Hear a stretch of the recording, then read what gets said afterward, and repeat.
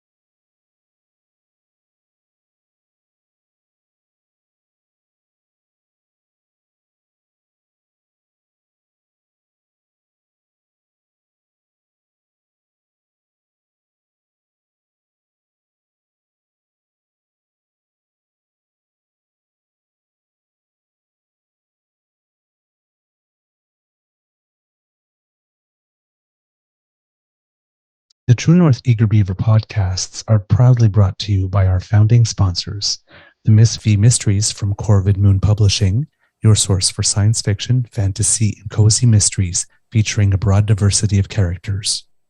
CanadianTarot.com, your uniquely Canadian online eclectic tarot community and forum, and the Peppermaster, hot pepper sauces made from fresh farm ingredients to thrill your taste buds and expand your mind.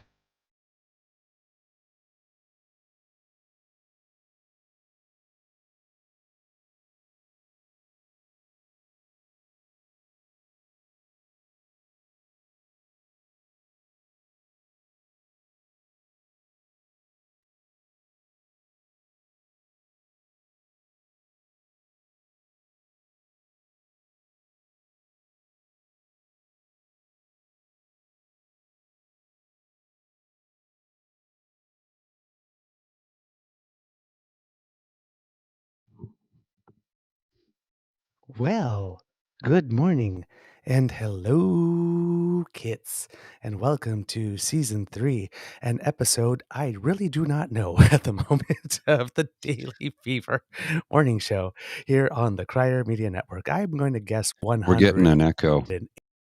109.07. Oh, okay. Well, let me fix that. My end.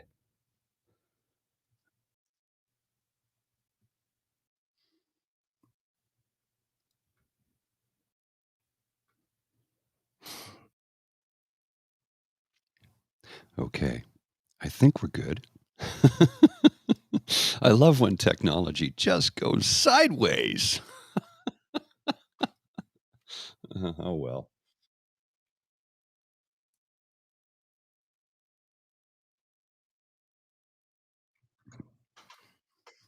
So I do not know exactly what of the Daily Beaver morning show. I'm thinking 108. Let's just go with 108. There we go. Sure. Today's recording day is Friday, April 28th, 2023. And it is a very beautiful sunny day here at the office. I am grateful because it has been a little gray the last few days. So, I'm your host, Mr. Beaver. Pronouns he, him, he, Mr. Beaver, eh? And with me, as always, is my good pal, my constant companion, my dear friend, Mr. Grizzly. Say hello, Mr. Grizzly. Hello, Mr. Grizzly. There you go. And we have someone else here that we won't tell you who it is right away, but if you've been paying attention, following the show, you know who. Because we have to get through the rest of the intro, like thanking our sponsors. Miss V Mysteries from Corvid Master and CanadianTarot.com. In the headlines, there's lots of stuff going on, but today we don't have time for that. No, we don't. Because No, today no, we don't. we We have got a fun few day. things. We're a few things. Yeah. We got We a might few have, things well, to go through. I you, mean, yeah.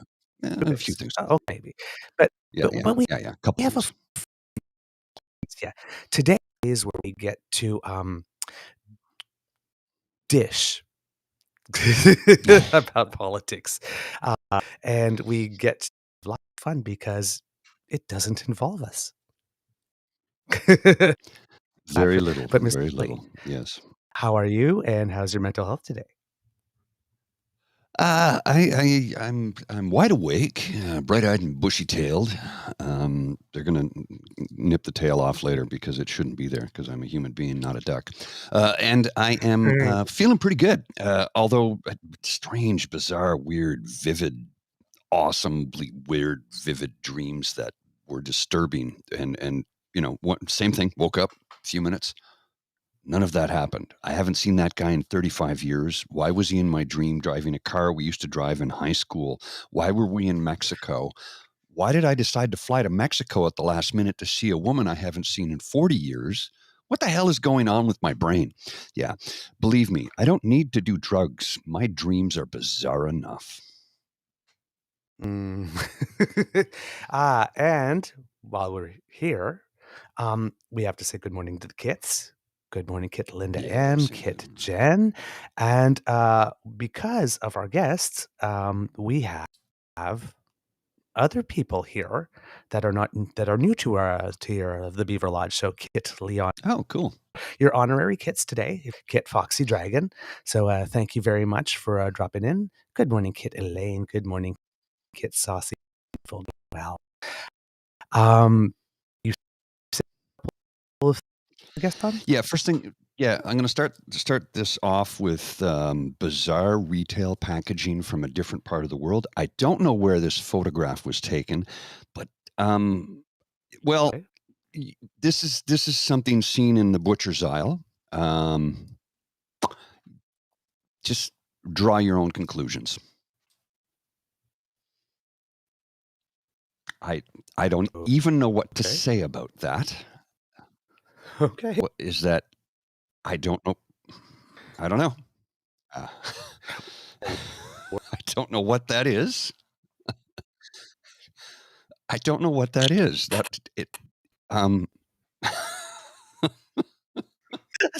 Sounds like turkey neck, but what is it? Well, you can see that there's a turkey neck there, but I don't know what the rest of it is. It's freaking me out a little bit. There's a whole and somebody pointed out, said, well, it has a giant hemorrhoid. Go ahead. I'm just saying, No, it this has gives a giant hemorrhoid right meaning at to the foul top. ball.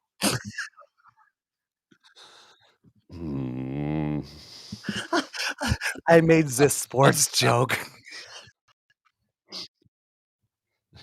See, I don't know what that is, but Oh suddenly my word! I was not ready actually for that. This hungry. I know. Well, look, you dropped the microphone. Look at that. Oh, you broke it. How did you manage to do that? It twisted. It's stuff I tuned. Oh, wow. No, I laughed so hard. Oh, the rails are off Oh my already. word! Oh wow! Already off the rails. Okay. Okay. Yeah, right. I agree with you, Kid You know Foxy what? Dragon. It's a little too early to be subjected to that type of visual. Oh boy. Woo! So why don't we do I was this? not. Why don't we do this? You gotta give a warning for that. I told you, strange retail packaging in the butcher's aisle. I'm like, somebody did that intentionally, Paid right? minimum wage did that. Somebody being paid minimum wage. Somebody did being that. cheeky. Oh yeah, they're like, I'm gonna mess with. Cheeky. Accidental humor. Okay, so why don't we get rolling on this and we'll, okay. What's that? Kid Saucy asked. Well, let's bring our guest in. Hold on. Kid, did Mr. Beaver part on grass this morning? No. This is au naturel. All natural person at the seams, baby. Okay, before we go all the way off the rails, why don't we bring our special guest in this morning? We're really looking forward to this, and this is going to be a lot of fun. Would you care to do the introduction, good sir? Oh, as soon as you fix your microphone. Yeah. I was put myself on mute to be able to do it without creating the noise. But our guest is our guest is, we've had the pleasure of being a show. It was the first non-crier media network show that we appeared on, and it was stateside. So yes, today to dish and have a lot of schadenfreude about what's going on south of us with your old pal Jake from What You Can Do. Welcome, friend. Well, hello. Hey, yes, Yeah, and part-time strawberry milkshake, but not today. Thank you very much. Did I spoil this in the chat? Not at all. Good, Not at all. Not at all. No, Fellas, thank you so much for having me. Thanks so much. Oh, And also the Happy best for you to be mustache in here. podcasting. Mm. Also the best mustache in podcasting. I'm not even going to deny that. That's just facts. We're all about the facial hair. Yeah, yeah. That's just facts. Mr. Grizz, And Mr. not Grizzly Kelly can Conway never facts. shave. If Grizz shaves it down, I'm in trouble because I see what you're working with there. That's top-notch stuff. Let me have the mustache. Well, it'll all come off at the end of May, and the money will go to charity. We're gonna shave me for charity, and I've been working on multiple different styles, and we're gonna put a price tag on each style. People can bid on the style, and the money's gonna go directly to Cornerstone Housing for Women.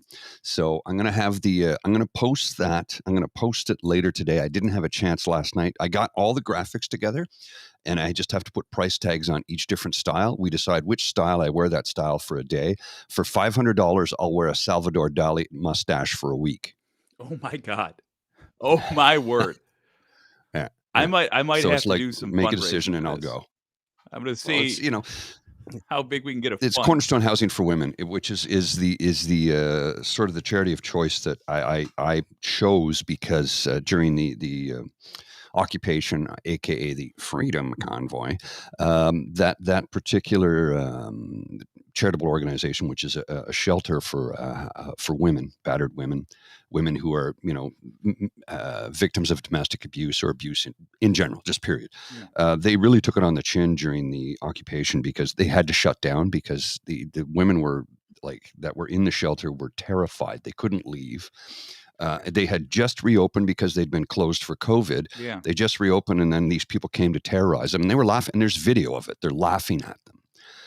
And then after they reopen, after the convoys cleared out, after we've got rid of all these degenerates, they had a fire. So it was just one thing after another. And this is the only shelter for women in the downtown, Centertown core of Ottawa. So they heavily rely upon donations. So it's like, I'll look silly for a few days to raise money for a very good cause. So, yeah. So, end of May, we'll shave it off bit by bit. Everybody makes a bid, and away we go. I'm taking two things away from that. Number one, you guys have gigantic hearts. So go to the doctor. That's a dangerous thing. But no, in all seriousness, you guys are wonderful people. And number two, Grizz can fully regrow his beard in a few days. Noted. He gets 5 o'clock shadow by noon. Yep. Actually, that's my case. That's the whole reason I've never done drag, essentially, because see all this going on. I'd shave my chest, then I'd do my legs, and by the time I'd be done my legs, chest again. So, yeah, I opted for podcasting. Yeah, for me, it's going to be hair. It's going to be the hair. Yeah, you're like Homer Simpson. I'm probably going to get a role in a play at some point that's going to ask me to cut my hair, and when that happens, I'll do the same thing. I'll auction off the right to charity. Yeah, awesome. For the hair, and then donate the hair. Yeah, good on you. That's wicked. Yeah, why not? I mean, if you've grown it and it can come off, why not do some good? Absolutely, indeed. Right? Yeah, indeed. Yeah. Well, that's just it. It's like it. This is month 9, the longest I've ever had a beard for one stretch. End of May will be 10 months. So the longest I'd ever had it before was 8 months. So this is month 9.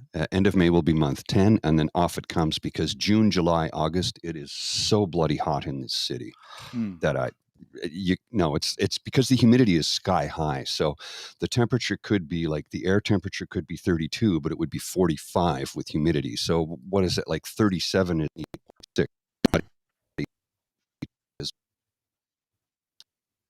just believably uncomfortable.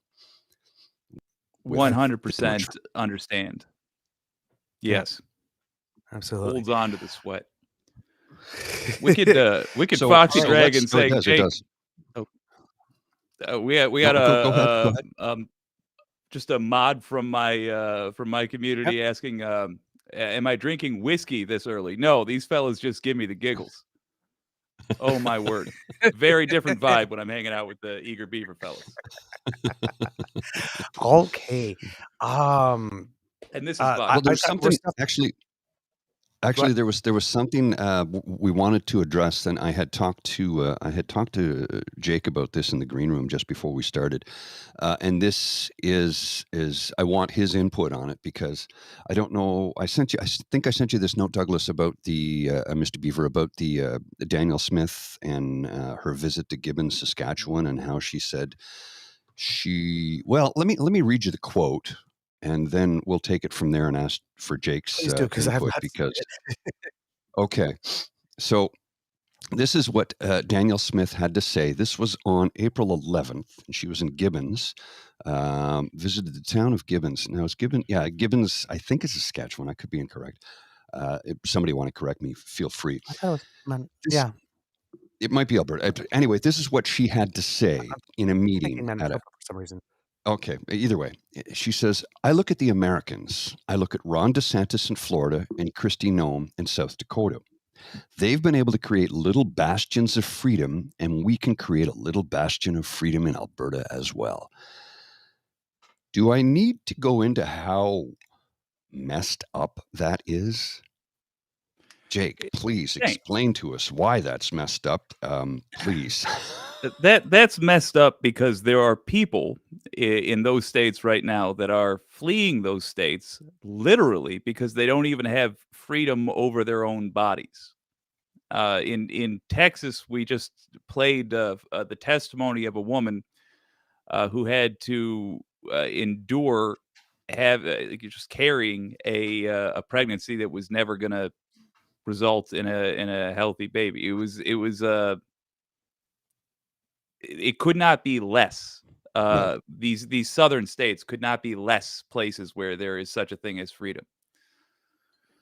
Very, very, not a good role model. No. But I think she knows that. She's talking about freedom to oppress, which is no freedom at all. Agreed. Freedom to oppress and zero consequences. Freedom from consequences for harming others. I read that and I'm like, that can't be real. No, it's real. She said that. To say I had a chill up my spine, and that doesn't happen to me very often, because, I kind of think I've pretty much seen everything bad there is to see. And then that happened, and it freaked the hell out of me, because what? Like, huh? Why? Like, why? The whole world is looking at South Dakota and Florida going like, this is how it started in 1929 in Germany. This is how it started. That the seeds were sown and it grew from there. The people say, that'll never happen. They didn't start with gas chambers. I mean, yes, first of all, 100%. They started by establishing the culture. They're testing the grounds to see who they can get away with abusing, who the rest of us won't stand up for. Secondly, assuming these people are just dumb or just ignorant. I'm talking about the politicians. Assuming that Danielle Smith doesn't know exactly what she's talking about here, that's a mistake we made. They're signaling. They know they can't outright say, we're going to start attacking trans people. That's our new sport. But she's saying, we want freedoms like these places that attack these people and women and yada, yada, yada, yada. Well, be wary. Yeah. Well, I mean, he's not only attacking women and trans kids and gay kids, but now he's got this, this personal vendetta against Disney, which isn't working out too well for him. Oh, I'm, and in Alberta, she's already talking about taking over the pension plan and taking over the police. And already with the vaccine mandate, she's called certain community groups and asked them about their vaccine policy because, sort of nice community event you got here. It would be a shame if something happened to its Yeah. whatever type thing. So, yeah, I'm guessing she really would like, if she said that she likes Florida and considers it a bastion of freedom. I would not be, if I was a corporatist, Hmm. or at least maybe not a corporatist, but a capitalist, I Yeah. would not be too happy about putting money in Alberta right now. Oh God, no.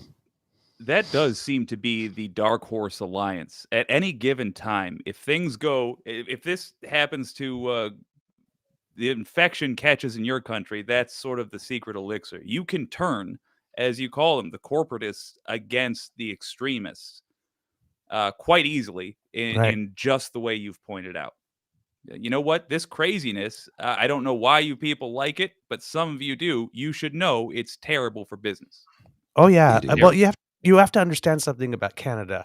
My dear friend Jake, is that nobody does smug as well as we do. We just look down south of us and we go, yeah, at least we're not like that. And then we just go along our merry way, and then things kind of happen. Yeah. So, like, for example, the most recent example is watching Shrub Jr. He got his first 4 years and then got reelected, and we all got, "Oh my god, how can, like, 330 million people be so dumb?" Right? That was the thing that was in that British paper or something like that. And then we went and decided that not only did we want a taste, but we got ourselves a beta test of Trump with Harper, and we kept him Yeah. for about 10 because we don't 10 have years. term limits. So while What was we go- saw yeah. everything, we saw everything that happened there for 8 years, and then we decided we needed a slice of that. How did that happen? You guys I lived through this. do How not did you guys know. see? Well, I mean, we had the That's same we had the same party in um, power for 13 years or something like that. So it was more like a, Leader familiarity, fatigue. contempt Yeah. thing.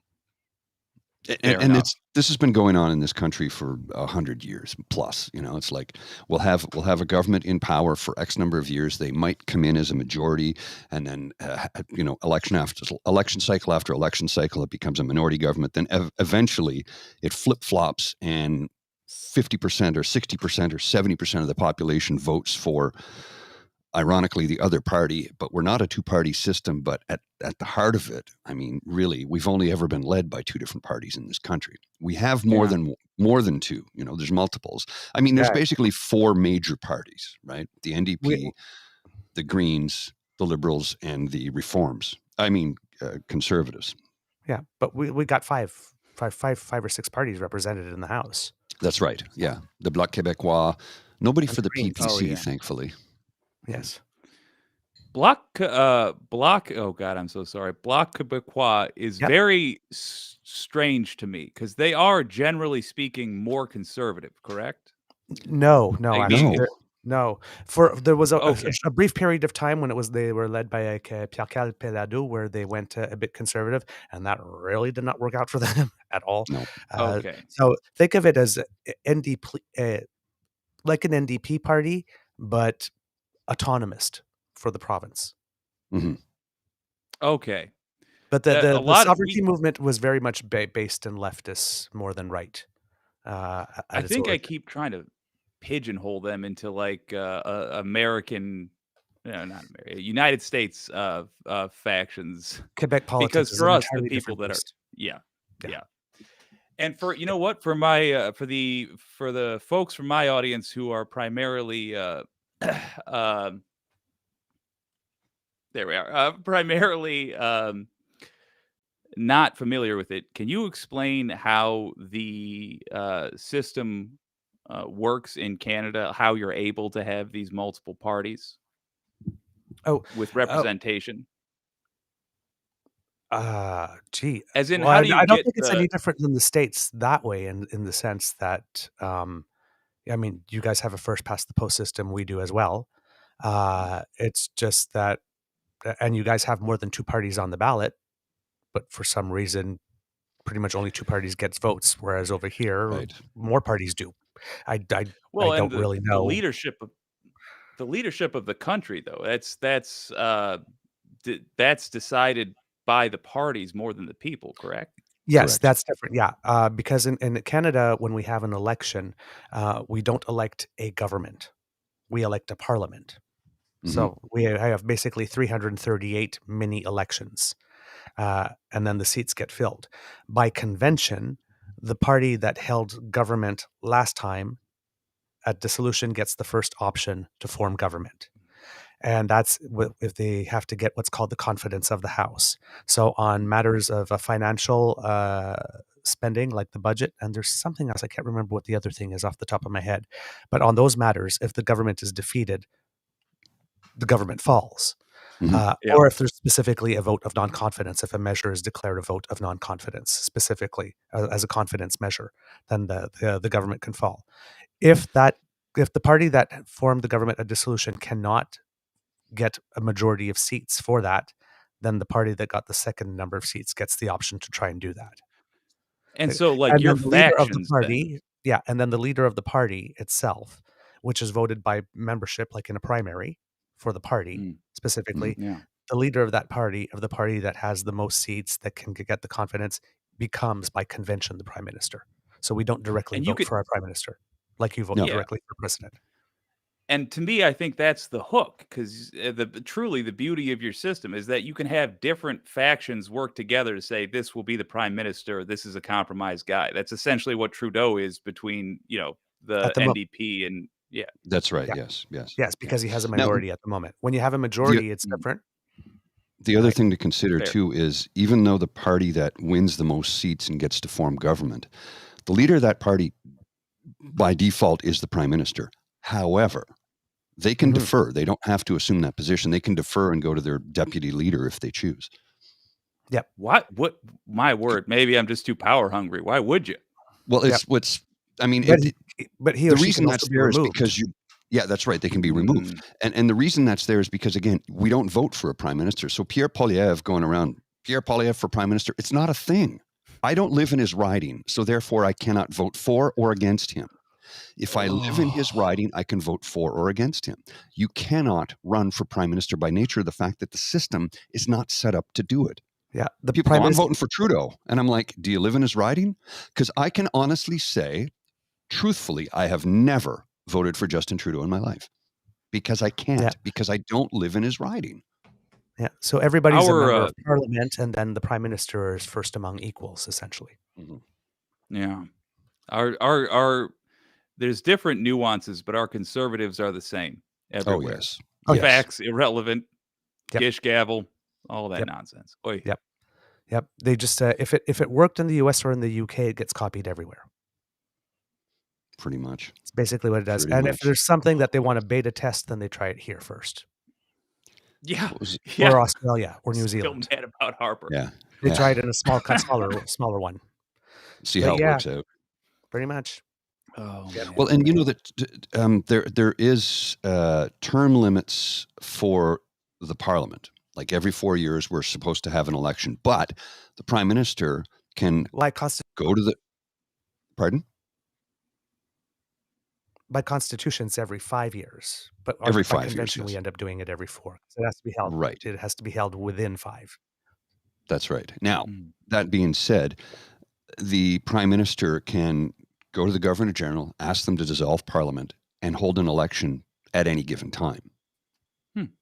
hmm Okay. Now, the governor general can refuse That's right. and go to the party with the second most and say, no, I don't think that parliament needs to be dissolved. Can you form the government, given that, because the prime minister can say, well, I can't Yeah, work one with of these those. people anymore like this. Mhm. I need an election. I guess. And so let's say it's been only 3 months since you had an election. It's like, because the governor general, as the head of the representative of the crown, so the head of state, their primary concern is continuity of government. So it's only been 3 months since we've had an election. If you can't make it work, maybe some other party could. Mhm. Right. So Wasn't- do you want to go back and try to make it work, or do you want me to give the offer to another party? That's a little conversation that happens. But if it's been 2 Most- years into it, well, it's like, okay, well, then it's long enough. Sure, go ahead, have an election. Well, take your that's what chances. happened to Joe Clark because Right. they were 18 months in power. The Joe Clark progressive conservatives in the late 1970s. They were in power for 18 months.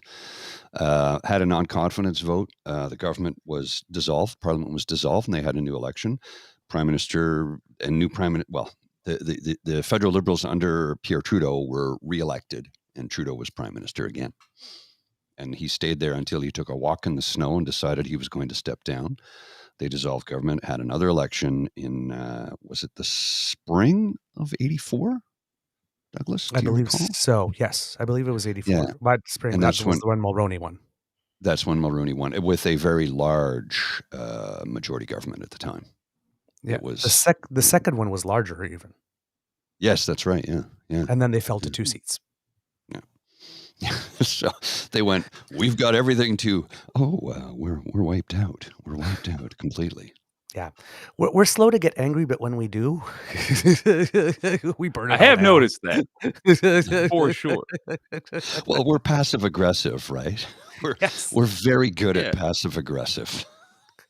See, And I keep mean- on saying the joke between the difference between Americans and Canadians is Americans is if you got something to say to me, say it to my face. And Canadians is like, no, we were raised right. We'll wait till you're gone and we'll talk about you behind your back. He's absolutely right about that. And a friend of mine years ago We're said, not that nice. a friend of mine years ago said, black. He's black, and he said, here in Canada, I never know where I sit. I go, what do you mean? He goes, look, I know you guys are good. You're my buddies. You're my brothers from another mother. I'm like, well, yeah, I love you like a brother. What do you mean? What are you going on about? He says, because he was a senior, I'll say Java programmer. So he was working in the US constantly. And he said, at least in the United States of America, I know exactly what they think of me because they tell me to my face. He goes, where here in Canada, everybody's polite on the surface. And I know once I'm out of the room, the words start flying across the room. Can you believe that? I'm like, really? He goes, have you never experienced that? And I said, no, actually I haven't. Because people know not to do that around me because I don't put up with it. Mhm. But I believe you. Like it's never been again, I'm a 6 foot tall, cishet white man. So I never get exposed to racism directly. I've certainly experienced it from an outsider, and I've always stepped in every single time because I'm not good. Look, you got to squash that immediately. You can't let people get away with it. They go, well, they should have the right to free speech. We have freedom of expression, not free speech in Canada, number one. And number two, we have hate laws against it. So you can say whatever you want, but you're gonna, FO is what it boils down to. And your friend was missing the secret third option, which is just not being an asshole to people. Right. Rule You'll number one of find life. they don't Don't say be a anything douche. mean when you leave the room. Yeah. Right. Just Well, how see, about not say it at all? Now, as you can see, I'm melanin advantaged, right? But I'm unidentifiably ethnic, right? Yeah. People don't know what I am. It's amazing what people will say about black people when they don't think there's another black person in the room. Ooh, This is what I've been Good told. my Lord. whole life. I will just tell you that. good Yeah, God. It's amazing. I try to just put out the most union vibes I can, so no Confederate sympathizers are mistaken when we talk. Yeah, agreed. Yes. Yes, absolutely. Now, I wanted to talk. I mean, there's a lot going on. Okay, I do not know how you do it. Please. First of all, number one, great dance moves. I saw that Thank episode where you. you were dressed like the Thank strawberry you. milkshake, and you just had a little dance break there. You had that groovy tune. I want the title of that one because I've never heard it before, and it was great. But you got off the Okay. chair like this, and you were doing your like, Ellen almost, like just maybe I'm going to sit down. Oh, not yet. Whoops. Gonna have some root beer. Whoop, come back. Ooh, not yet. Oh, here's a secret. Every single stream that we're playing music, I'm behind when I'm setting up. I'm boogieing in the background. That I just happen to have But you flashed accidentally the turned the moves there. camera on. Like, Just well, Yeah. hit play. Yeah, but you flashed the moves. You Yeah, got a some little bit. soul in there, babe. You got some soul. You got some soul. Yeah, I saw it. I was jamming with you. What do they call that? The white man's overbite? Oh yeah, for sure. They when you're a when you're a white gentleman, they issue a set of instructions on how to do those dance moves, a bottle of mayonnaise, and for some reason an Audi, like a car. I don't know why. I don't know what that's about. But I sold mine. I didn't. Yeah, I sold mine. I didn't care for it. It didn't. It broke down all the time. It was just unreliable. Not a reliable as hell. vehicle. No. I went with a Honda Civic. That thing is like perfect. Never fails me. Well, you should have been born. I don't know who. Anybody but Japanese would be the funny way to end that. I just couldn't think of another group. So here's the thing, though. My Honda Civic, they go, "You're putting Canadians out of work." It was built in Alliston, Ontario, which is north of Toronto. It's made in Canada by Canadians, mostly robots, but you know. Those were good Canadian robots that built that car. Yes. Right. Good Canadian robots. They got into the corners, got the puck, you know. That's like if they do a Futurama Canadian with like Don Cherry's head in a jar. Yes. Yeah. The Canadian robots. I don't get why are we spending so much money on software for playing hockey for these robots? Damn it, we're Canadians. Where's your pride? You should use that software to feed children. Let's get your knife shoes on. You already have. All right, get your knife shoes on. We're playing punchy skatey today. Punchy skatey. All right, Jake. We're looking south of us. We've got Alvin Bragg in New York State. We've got Fonnie Willis in Georgia. We've got Documents Case. We've got E. Jean Carroll. We've got, Jack Smith. We've got Fox News. We've got the Inauguration Committee. We've got Truth Social being sued. We have all of Trump's friends being sued. All of Trump's lawyers being sued. We've got Tucker Carlson. We've got flip of a Supreme Court in Wisconsin. We've got people moaning about debates already. We've got Build the Wall. We've got there's a lot going on. First of all, how do you keep it all straight? Where do you find the time? And what's your favorite scandal? Oh gosh, my favorite scandal, hands down, is anything to do with Trump being on the path to prison, because he's got to go. It's just we're long overdue. I have to say, I think Jack Smith is probably closer to filing than charges officially than I think a lot of folks have given him credit for. Mm-hmm. I do want to say, though, I'm sick to death of hearing smug centrists be like, "Oh, you people who were tut-tutting law enforcement saying you got to move faster. Well, bet you feel silly now." In 2023, 2 years after a coup, no, I don't feel silly for saying they should have moved faster. Yeah. It's like, did the coup not light a fire under your butt? Yeah, if we are not capable of filing the charges against somebody who did a coup after he did it on camera in front of God and everyone, in 2 years, we have a fundamentally, well, we knew this, but now it's clear to all, we have a fundamentally broken justice system. So that will need addressing. I think in Brazil, Bolsonaro was charged months ago, wasn't he? It wouldn't surprise me. A prediction I made on the show that I'm so confident in, I didn't even bother following up on, is that will happen. Yeah. The U.S. He was charged way before, and I think he was voted out after. Unbelievable.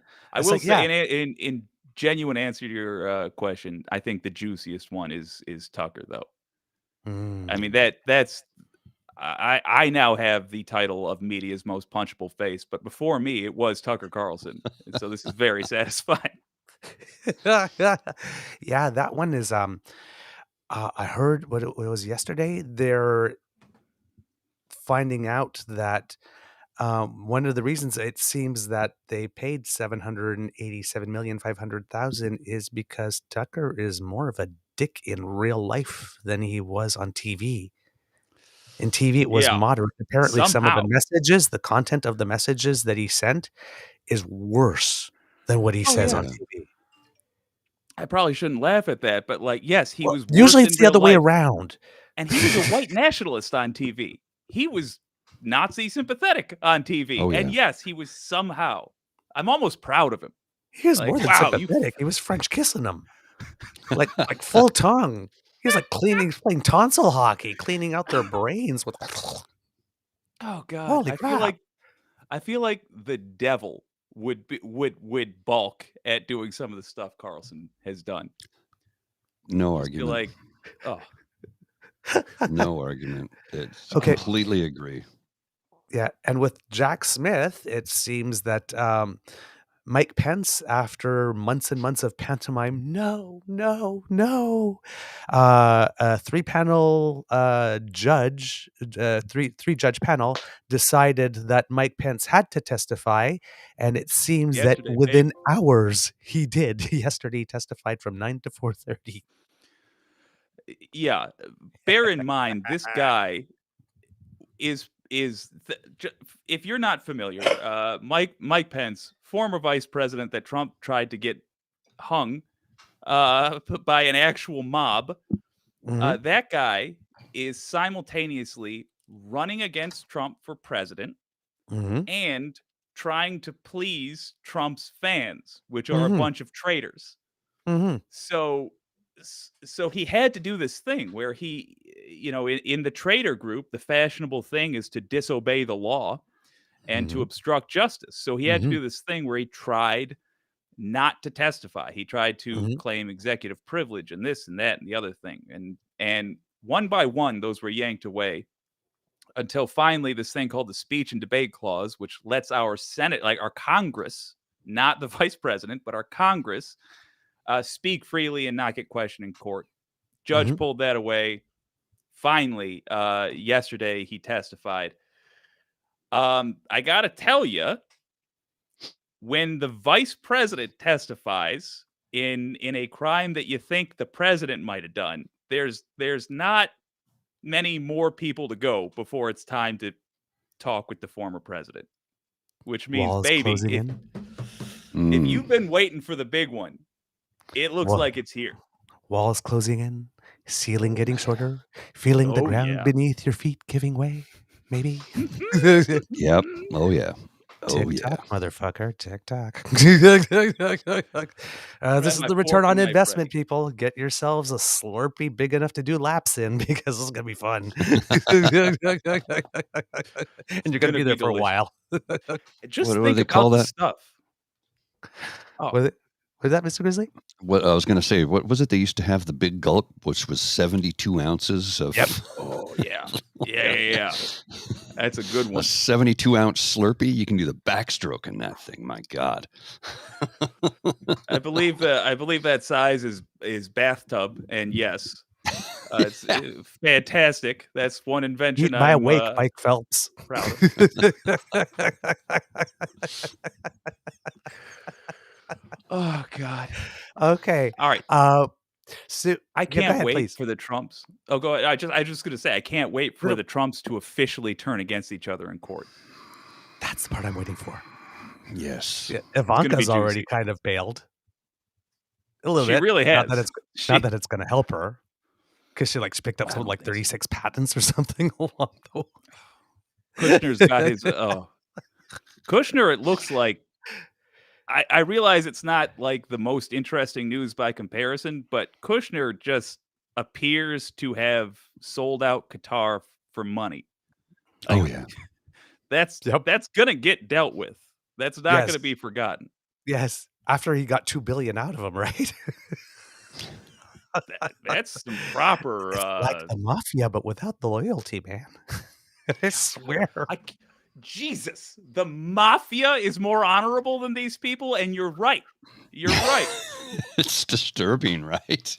Oh, We got this guy They with this actually thing. believe I in tell you, forget about it. We're just going to take care of this. We'll put it all away. It's look, something bad. He fell down the steps I realized it was a staircase in a building. He fell from the 40th floor down to the ground. He just kept rolling. I don't understand. Landed on a knife 37 times when he hit the bottom step. I don't know how this happens somehow, but forget about it. Forget about it. It's okay. It's done. It's taken care of. Forget about it. You want it should be my problem that he's uncoordinated. Come on. Hey, He had it coming. He had it coming. He had it coming all along. Oh, God. I think this is an interesting comment from Mel in the chat. That's why they're in politics. The mafia wouldn't take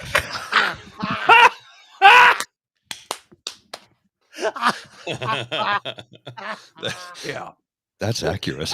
It's like, dude, no, you okay, like we're dishonest, but dude, there's a level. Come on.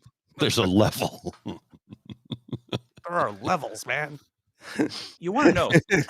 Genuinely, and the wicked audience will back me up on this. I've been just coming out and saying the Republican Party is a criminal organization. Yes. Truly. Yes. Yeah. Truly. Yes, so is the Conservative Party of Canada. They are. They pleaded guilty to stealing an election, the first one they won. Yeah. Yeah. Like they got crime of their DNA. We should be treating this we should be treating this truly like they are criminals and not like they are a political party. With the Republicans, at least, they are engaging in this tactic, and Trump did this most famously. It was revealed in the January 6th committee hearings with Cassidy Hutchinson. But with everybody that has worked for him and could testify against him, he pays for their lawyer. And then the lawyer serves him, not them. Right. And now we find, oh, look, the Republican Party as a whole is doing this. Yes. And they're doing that with the folks in Georgia as well. So as your chat quite astutely pointed out, that was part of the delays for the trial because the information was not going from the court to the participants. Right. It was being stopped at the lawyer that was hired by the Republican Party. In Georgia, the fake electors in Georgia specifically, there was one lawyer. There was 11 people being charged. One person got their own lawyer, I think, because the state person had done something on a political campaign or something, or had campaigned against them or something, so couldn't take that one.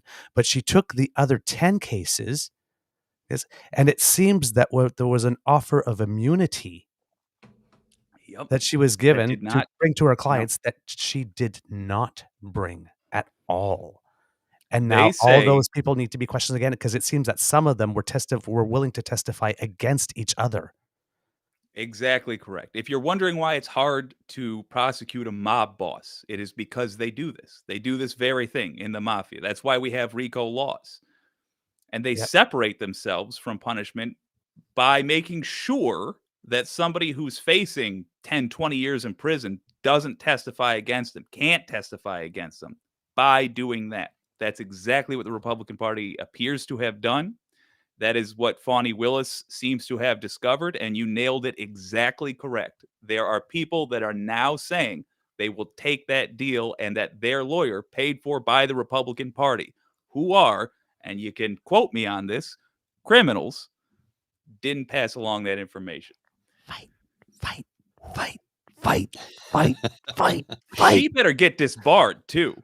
Yes. Good. Oh, yeah. Well, that's the thing. That's the thing about these people I don't understand. They are so bought in that they are willing to do conduct that will ruin their entire career for this man. They don't care. And it's not like he's going to thank him for it. He'll abandon them. If this one thing this man loves to do is stiffing people in all senses of the word. Yeah. Apparently. Yeah. So, I mean, jeez. You know what? Literally. He'll pay as much attention to them as he does Tiffany. Well, speaking of Tiffany, not fair. He pays more attention to them than that. Yeah. Speaking of Tiffany, turns out she really is the lucky one of all of those kids, right? Who would have think? Who would have thought it? I guess at least, at least he thought of her enough to be the only child he named after a brand.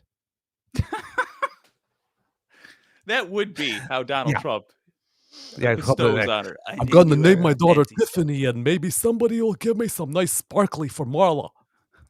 It's like, well, it turns out the reason that you mentioned her that it brought to mind because apparently in the E. Jean Carroll case, it seems that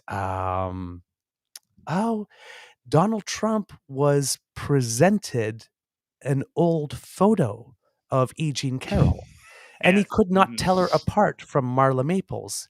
He of the Oopsie. I did not rape her because she was not my type. Yeah, yeah. To be clear, this is as he was saying. You're exactly right. As he was saying, I wouldn't look. I'm not supposed to say this, but she's not really my type. And they present him a picture. They're like, "All right, is this not you with her in the room?" You say it. He's like, "That's me and my ex-wife, Marla Maples." Yeah, it's. I've just restated what you said, but it's. If this was written as a script, I wouldn't watch the movie because I would say it's too unrealistic. It's too silly. But no, it Agreed. turns out real life fascism's an actual clown show. I hope it's funnier than it is scary over there because the balance here, it's just a little scarier than it is funny. We're all nervous laughing like, oh, it's bad, huh? There's enough funny to make this a dark comedy if you were paying $17 to go see it at the movie theater. It's like Coen Brothers, But though, given for that this sure. could have like real life consequences, it's not so fun. I mean, it is, but it isn't. If if we Mr. didn't Misery? have nukes, Yeah, really. Somebody would come in and say, feel a we lot need to better. help these people. Yes. And Mr. Please, Misery, if we need an I intervention. can't show the asset up here, but if you look up Donald Trump confuses Marla Maples for E. Jean Yes. Carroll, the first picture I think in the first article that appears will show it, and you can see how it is. He would actually confuse them. So it's they look. He had a type. Let's just put It's it just that way, ludicrous. and she Yeah. definitely was his type. Yeah. So, but in the testimony, she's already finished her testimony, and it seems that one of the key parts in it is that she was asked, well, basically, uh, why it is that she didn't scream, right? Yeah. Because I said you should have screamed. And it says you can't beat me up for not screaming, right? That's not rare. She had told two people immediately after who are willing to testify, two friends. One of them said, you need to go to the police. And the other one said, you absolutely cannot go to the police because this guy is so powerful, he will destroy your life. So, two girlfriends, two different pieces of advice. And she basically said that she is in court because she says, I'm here because Donald Trump raped me. And when I wrote about it, he said it didn't happen. He lied and it shattered my reputation. And I'm here to try to get my life back. And it seems that in Brave, that man. case, even though Donald Trump is not there presently because he doesn't need to testify, because I'm thinking it's a civil matter Yes. in this Correct. case, Yeah. he asked the judge to instruct the jury in the civil matter to not interpret the fact that he's not there in a negative fashion. The judge said, you can go pound sand on that. They can interpret that any way you want. But meanwhile, he's out shit flooding the zone with shit posts about the case. And it seems that the judge told his lawyer to have him talking to with him because the judge is thinking that he might be trying to influence the jury through flooding so he won't show up to testify, should. won't show up to hear her say with Yeah. him in the room what it is that he did to her, but is still trying to influence the jury and still trying to testify through the court of public opinion. No other defendant would be able to get away with that. The Oh. fact that the judge only gave a stern warning to his lawyers is infuriating to me. Judge would be well within his rights to impose some sanctions here. At least that's my understanding as a community college dropout. But I do want to say I don't think the E. Jean Carroll case is a slam dunk in terms of the jury awarding Carroll necessarily. Right. There are some, whether or not this is fair let's set that aside. The reality is when people experience this trauma, sometimes they act in a way that isn't conducive to creating a court case about it later. It's Mhm. really, really sad, but we're dealing with some of that, such as her giggling when she was telling her friends. She's apparently being honest when she reports how she reported this to her friends, but the jury will be considering that, one of which Yep. is an admitted diehard Trump fan. So Yep. it's not necessarily slam dunk in that regard. But that said, But the civil's goings on. preponderance of evidence, isn't it? Yes, I'm not- yes, It's not true. It's beyond not like reasonable it's doubt. not Okay. criminal. Doesn't have to Yeah. be everybody. But that said, to me, the value here really is I'm talking selfishly here, but the value to everybody but E. Jean Carroll is that we get a glimpse as to who Donald Trump really, truly is. Mhm. And is it might seem like America has gone, like the United States has just gone insane. That's not so, actually. It went insane already. Now we're just seeing it. And I think it's healthy that we see all this ugliness coming out in court. And the good news is when it comes out in court, people have a right to that information. And so folks who are dedicated, like you guys, are going to be shoving it in people's face and say, look at this, face this reality, and for God's sake, deal with it. And by the way, I hope, at the very least, I hope that America can serve as an example to the rest of the world about what not to do, for God's sake. Yes. Don't run things like this. That's the only definite advice I could give you. Jesus Christ. We are not the example. It seems. So It seems I'm having that trouble finding photos here. Sorry to interrupt, but I'm having trouble finding photos of E. Jean Carroll from 1990. I have this one, which I'll put on the screen. That's E. Jean Carroll on the left in the black dress, and Marla Maples on the right, and Donald Trump in the middle. Here's another photo of them. That's Donald Trump in the foreground. That's E. Jean Carroll in the background in 1990. Yeah, that's the photo I was looking at comes from there. Okay. That's the one. Like I would have thought that was Marla Maples, honestly. Yeah. Honestly. Yep. Like he has a type. Okay. Yeah. He says that she, that woman, gorgeous as she is not his type. Liar. I mean, he said the same thing about Stormy Daniels. He's out there calling her names. That guy, yeah. This guy would. Yeah. Yeah, I called it horse. Well, he also said Stormy Daniels reminded him of his daughter Ivanka. So he's attracted to her. Yeah. Well, he's often said, if she wasn't my daughter, I'd be dating her. Dude. Oh, yeah. What is it with the far right and doing that? Tucker Carlson said something similar about his 14-year-old kid. 14. Yeah. 2019. Yeah, like I wouldn't want it for my daughter, but if all her 14-year-old friends were doing it, I'd find that kind of. I like that scenario. Yeah. Jesus Christ.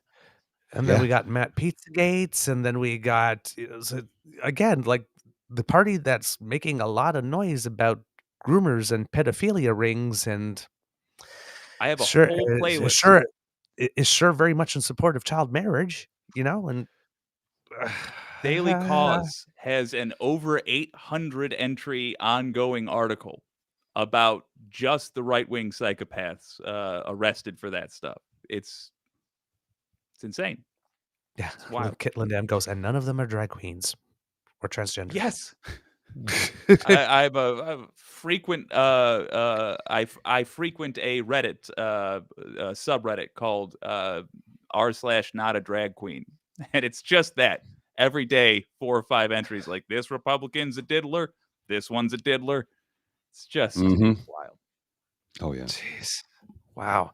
So it seems that at least for maybe Trump, it's not going well in the E. Jean Carroll case because the cross-examination has started, and it seems that one of his lawyers came up and said, well, so supposedly you were raped. And she's like, not supposedly. I was raped. Like, oh, good start there. Joe Tacopina. My cousin Vinny's school of lawyering. Yeah. The two. Oh my God, they'd be so lucky to have Vinny there. No. This guy is he is a blunt instrument, to put it gently. Everybody was wondering, does Trump finally have a competent lawyer? And the answer to that is no. No, he doesn't. No. The knucklehead. Yeah. Well, what competent now- lawyer would want to represent that man because they know they won't get paid? It's unless you're like, this Well, will that's- be the last case I ever do, and I really want to burn every bridge I made during my career for some reason. I Yes. can't fathom why you would do that. I guess the other option would be is like, well, if I go in and do something that's bad enough that gets me on TV, but not bad enough to get me arrested, I could probably write a book a year for the rest of my life and live off that. And that's much easier than lawyering. It's all funny great. because it's true.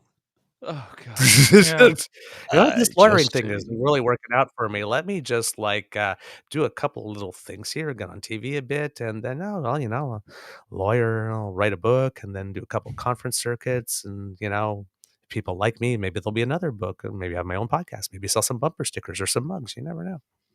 Oh, we're in hell. We're in hell. Yeah. Yeah, definitely. I'm just strategizing. The thing is, that makes total sense to me. What you're saying there, I'm like, yeah, that's probably it. The law of Once minimum upon a effort. time, people had like ethics and like career plans. They're like, oh, I want to make history by doing my job well. Now it's like, I could have a podcast. Might just betray the country.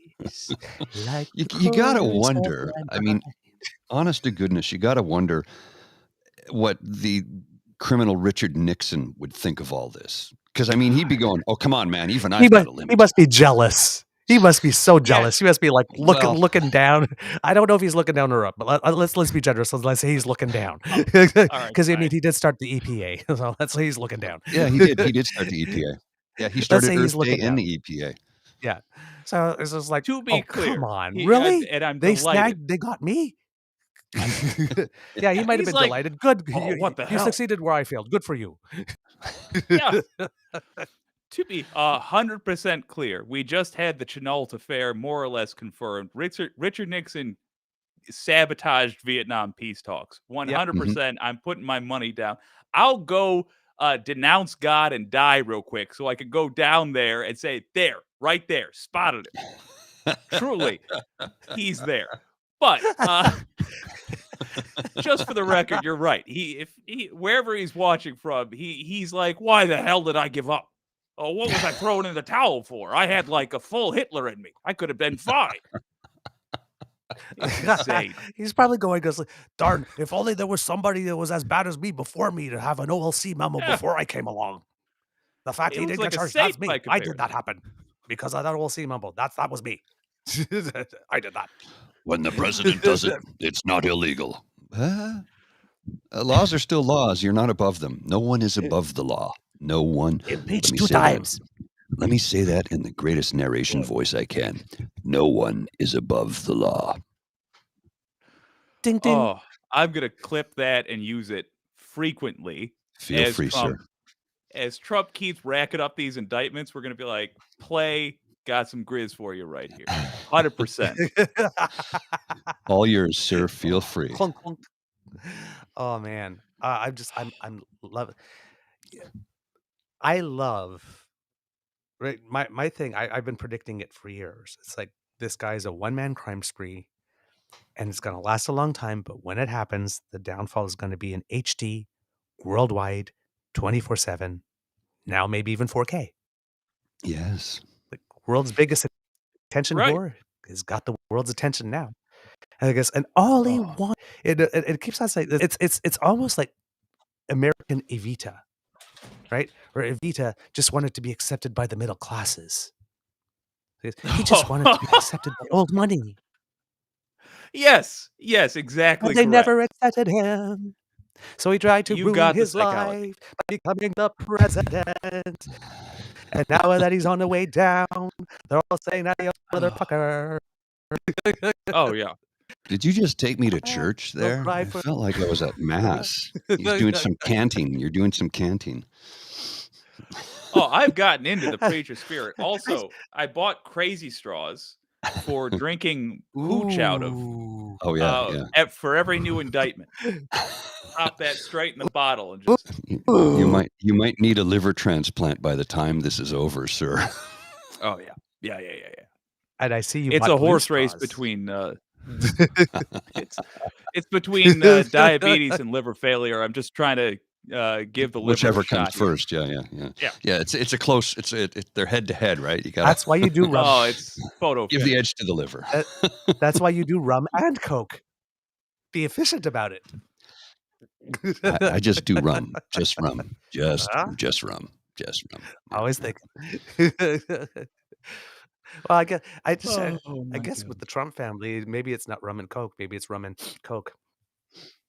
Oh, yeah. Yeah. Just For saying. sure. Load up on the Yeah. Adderall. Just think Woohoo! about all the stuff Yeah, I heard there's a we know shortage about. now. Eh? Yeah. Oh, any town Trump is in, there's a shortage for sure. Do you Just think that about maybe all like the the stuff. Trumps are responsible for No, the go ahead. global shortage? They just stockpiled everything I so would they believe could send Possibly. Daddy some care packages when he's on the inside. Well, I You need heard to there was stock up. You also need to They're stock up. nuts. there was a run on Nobody. adult diapers as well, so I'm sure he's stocked up on those. Oh God, we're awful. We are awful. Well, people. Trump look has at made I love it. he no has friends. no control over his bowels. He has no control over his bowels because he's been addicted to ephedrine and Adderall for years. I mean, you open it. There's the one photo of his drawer in his office, and it's filled with Sudafed, like Oh, Jesus. hundreds. Like you would think he was cooking meth, but no, he just chews Sudafed because it's loaded with ephedrine, and he gets a high out of it. He gets it. Like I'll stick to caffeine and coffee. Thank you very much. That used to be a dirty NHL, by the way. Some Sudis. Players would take a handful of Sudafed Really? before a match. Yeah, it was a dirty secret for a long time, and then it became on the banned list. Yeah. I gotta Crazy, say right? though, just for the record, there's no one once he gets locked up or put on permanent house arrest or just put on an iceberg and pushed out to sea. Nobody is gonna fill his commissary. He has no friends. no. His kids don't even like him. No. Nobody Yeah, likes yeah, Trump, especially Oh Trump. no. Yeah. Yep. Well, yeah. There's a case study in self-loathing, eh? I'll tell Oh you. my God. Now, Georgia's wise, Fonnie Willis. Let's try that again. Fonnie Willis. Thank you. What Willis. you talking about, Willis? What you talking about, Fonnie Willis? Willis basically has come out and Thank you. said that she has charging decisions that they'll probably be dropped between July 11th and September 1st during the next session. It seems that she has probably several charges for several people. Word on the tweet is like 20 or 21, up to maybe 20 to 21 people, possibly, because you have all the electors.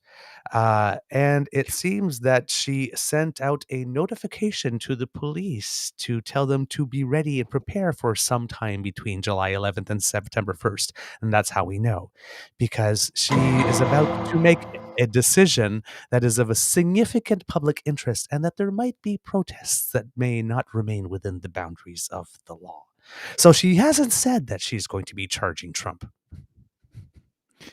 But she's kind of True, said that and she's going to be charging Trump. I think she learned her lesson after charging decisions are imminent. She said Yes. that, and everybody who was like the whole world who was waiting for this motherfucker to get some handcuffs on him got excited. That's within 3 weeks. Imminent. Yeah. So I think now she's signaling that because like slowly you see like torch, pitchfork. She's like, okay. I don't want to say that exact thing, but let me just say, hint. What But do you that's think? probably prudent. What do you think, given this and given the feel that she needs to give a public warning, and she's giving, well, let's see, we're April, and she's going between July and 11th and September 1st. So let's say like up to possibly 4 months to get ready for what might to come, that there would be a conspiracy charge somewhere in there that has a minimum 20 year.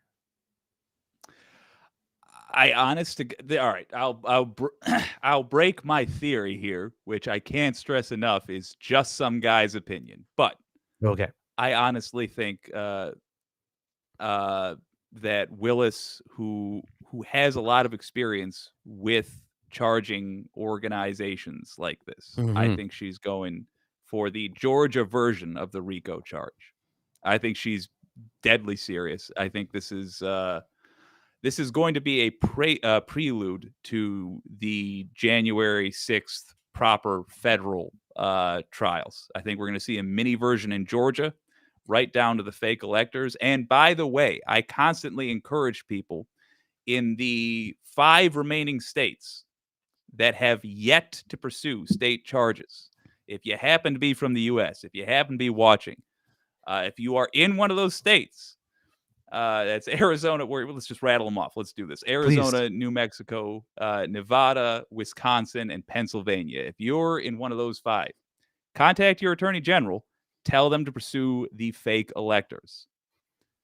But Especially if you're in Wisconsin now. Yeah. Oh, yeah, for sure. But I do believe we are going to see this summer a mini version of the federal trial, which in the surrounding the let's just call it what it is, attempted coup. And you're going to get, as far as I can tell, basically all the information except for the collusion with Proud Boys and other organizations that you would in the federal trial. So all eyes on Georgia if you want to know what Donald Trump's future is going to look like for the next decade. I wonder if he looks good in peach orange. God. Just wondering. Just thoughts that enter my mind every now and then. Oh, man. You guys also have a history of letting leaders. I need to share some of the hot seat here because I'm so self-conscious of letting leaders get away with crimes. Oh, yes. And I'm not going to pretend like there's anyone on earth worse than the U.S. The U.S. is the worst. But my question to you is, how is society around you right now undergoing any reflection about this? Does the common man and woman have an understanding that it's like this is no longer any way to conduct ourselves? It feels like that in the U.S., but it is. Again, if we're looking at the U.S., it is, but we're in the process right now, once again, of having people trying to give us our own taste of it. And while I have confidence, very strong confidence, that the majority of Canadians do not support this vision, because we have a multi-party system where our third party routinely takes 18 to 20% of the vote, where you guys don't have that, that creates the possibility of what's called vote splits. And so if the parties on the left split the vote, the right slides up the middle. So if the Liberals get 28 and the New Democrats get 26, well, they've split 54% of the vote, but they split it amongst themselves. And if the Conservatives get 46, then right, that or even 30 of the remaining, that puts them up there. So it's we have that weird phenomenon called vote splits, which also leads to something called strategic voting. So often, we try to look at the local polls or the writing polls and who's in second, and if that's good enough to beat the Conservative, then the people that would vote for a third or fourth party sometimes decide to not vote for their party of first choice and vote for something else. But basically, voting X to block O. So we have that going on a lot in Canada. So our votes are a little more savvy, but we don't have any like down ballot votes like you guys do. Like where you vote and you can just put Republican down the ticket. Where election is sort of they're kind of separate, and not all things have parties. When you get to the municipal level and that type of stuff. So it's there's a conscience here because we have the leader of our main party on the right side of the spectrum is making himself such a caricature of what a US GOP candidate would be like from the southern states, that it's kind of hard to avoid. And as is the case in the terrifying. United States, because the right has become so ideological, and the inherent problem with an ideological movement, this is like in its construction, is that at some point when the ideologue in charge doesn't deliver, there will be another ideologue to come along to say this ideologue is not ideological enough. I'm the real deal. Follow me. And keeps on doing this spiral down. As the United States,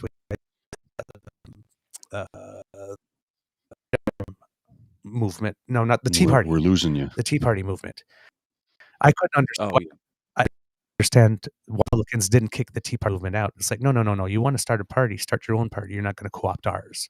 You're not going to incubate in ours and kick them out. Go form your own third party and kill it right there. But they allowed it to fester. Yeah. Over here, we've started having that. All of our parties, all of our vote splits were on the left. We're starting to have multiple parties on the right.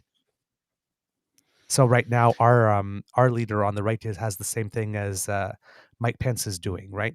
He needs to try to present a moderate enough face to not have moderate conservatives go to the liberals, or maybe to the New Democrats in parts of the country where liberals are not the second option. But he still has to be crazy enough to not lose the people that show up at the primaries, like at the US, right? The primary voters are the most extreme of the voters, right? So it's that thing that they keep on saying, right? The Republicans can't win a primary without Trump, but they can't win a general with him. So the people without whom Trump can't win a primary, the conservatives absolutely need them to vote for them. Because even if just 3 or 4% splinter off to the other group, then they're done. So he keeps on trying to. So at one point he says something that seemingly appears moderate, but as soon as you scratch the paint, it's all BS. And at the same time, with the left hand, he throws a bit of red meat. So he'll, make a video, saying, "Oh, poor Jordan Peterson being attacked by the College of Psychologists of Ontario," on one hand, while he talks about, "Oh, this rising inflation and you can't afford your food," on the other. Right? That's what. So I'll help you. I'll put you back in control of your life. Did you see Charlie Angus the other day in the House of Commons? I've been doing nothing but workshops for the last 5 days. I've not seen. Okay, so I'll find the video.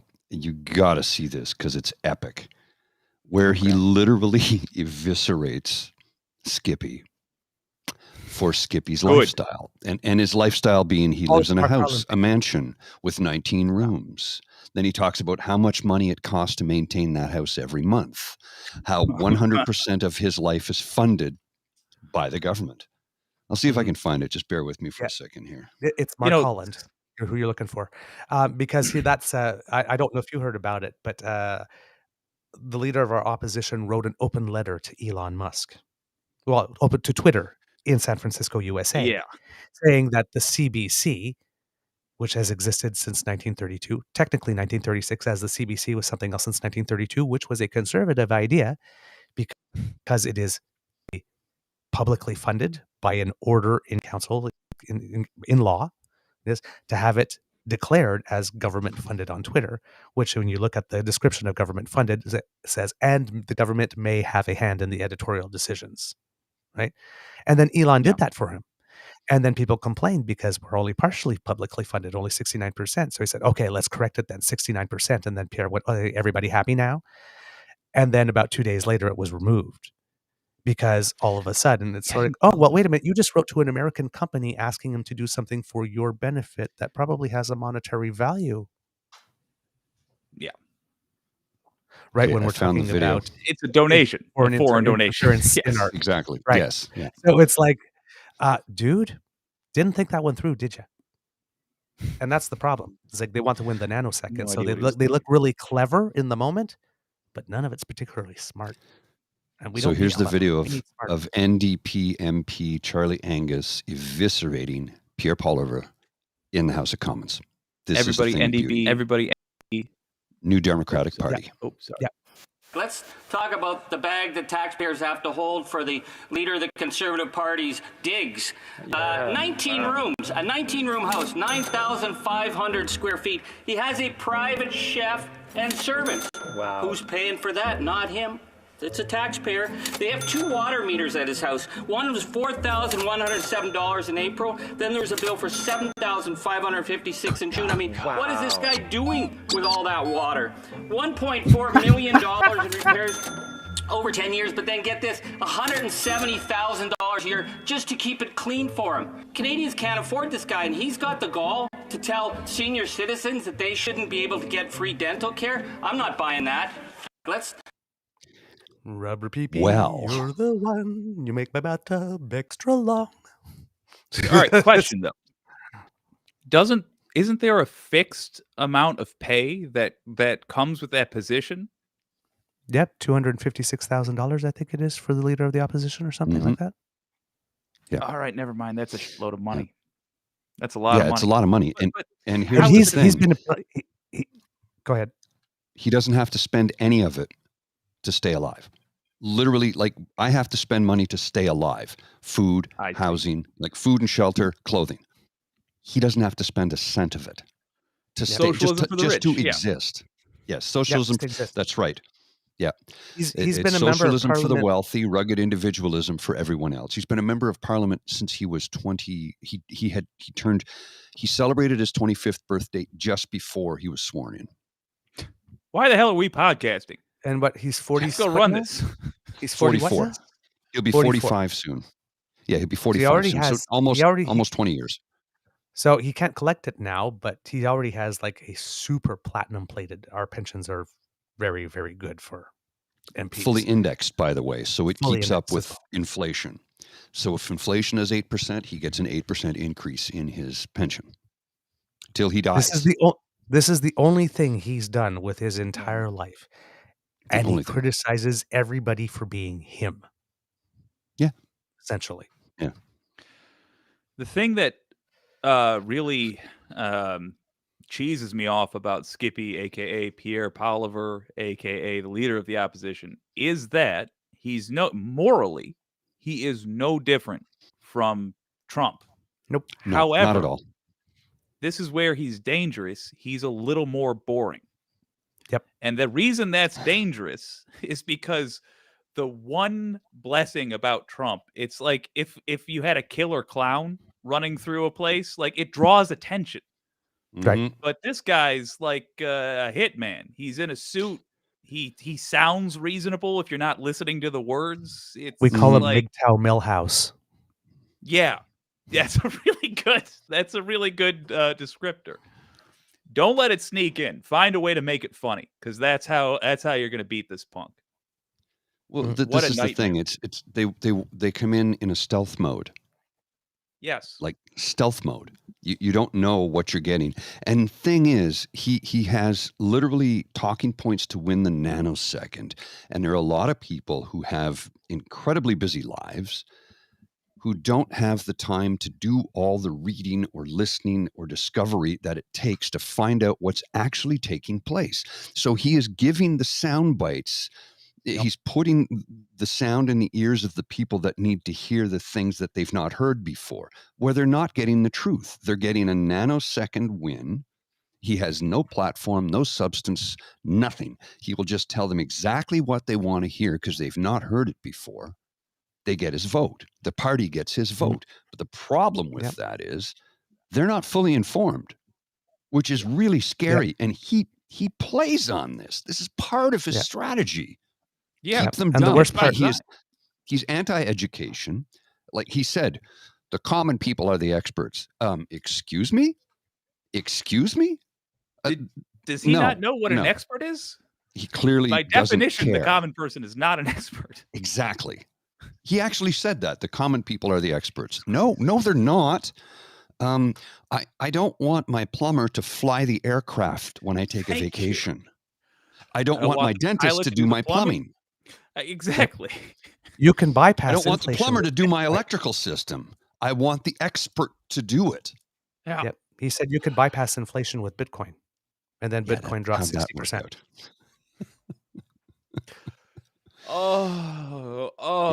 God! Thank he hand God delivered Tim Hortons to the occupiers. Yes.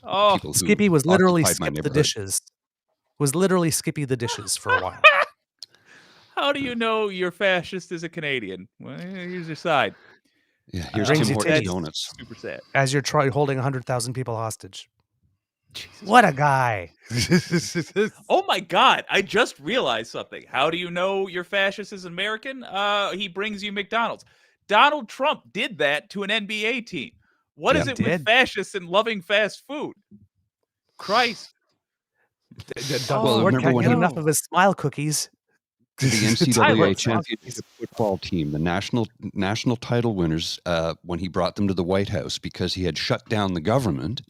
Yes. Let's give athletes junk food. He went out to McDonald's and bought, and of course they all showed up and you could hear them. I thought this was a joke. I didn't know it was real. Yes. And he's standing Yeah. there under a portrait of Lincoln with a pile of Big Macs and Like he's proud of it. don't get me It's wrong, I like insane. a Big He's Mac. like, Sitting there, look at this, good American food. It's the They're 1960s. You athletes. got an A on your report card. Dad's taking you to McDonald's. Maybe you'll even get a sundae. Rawr.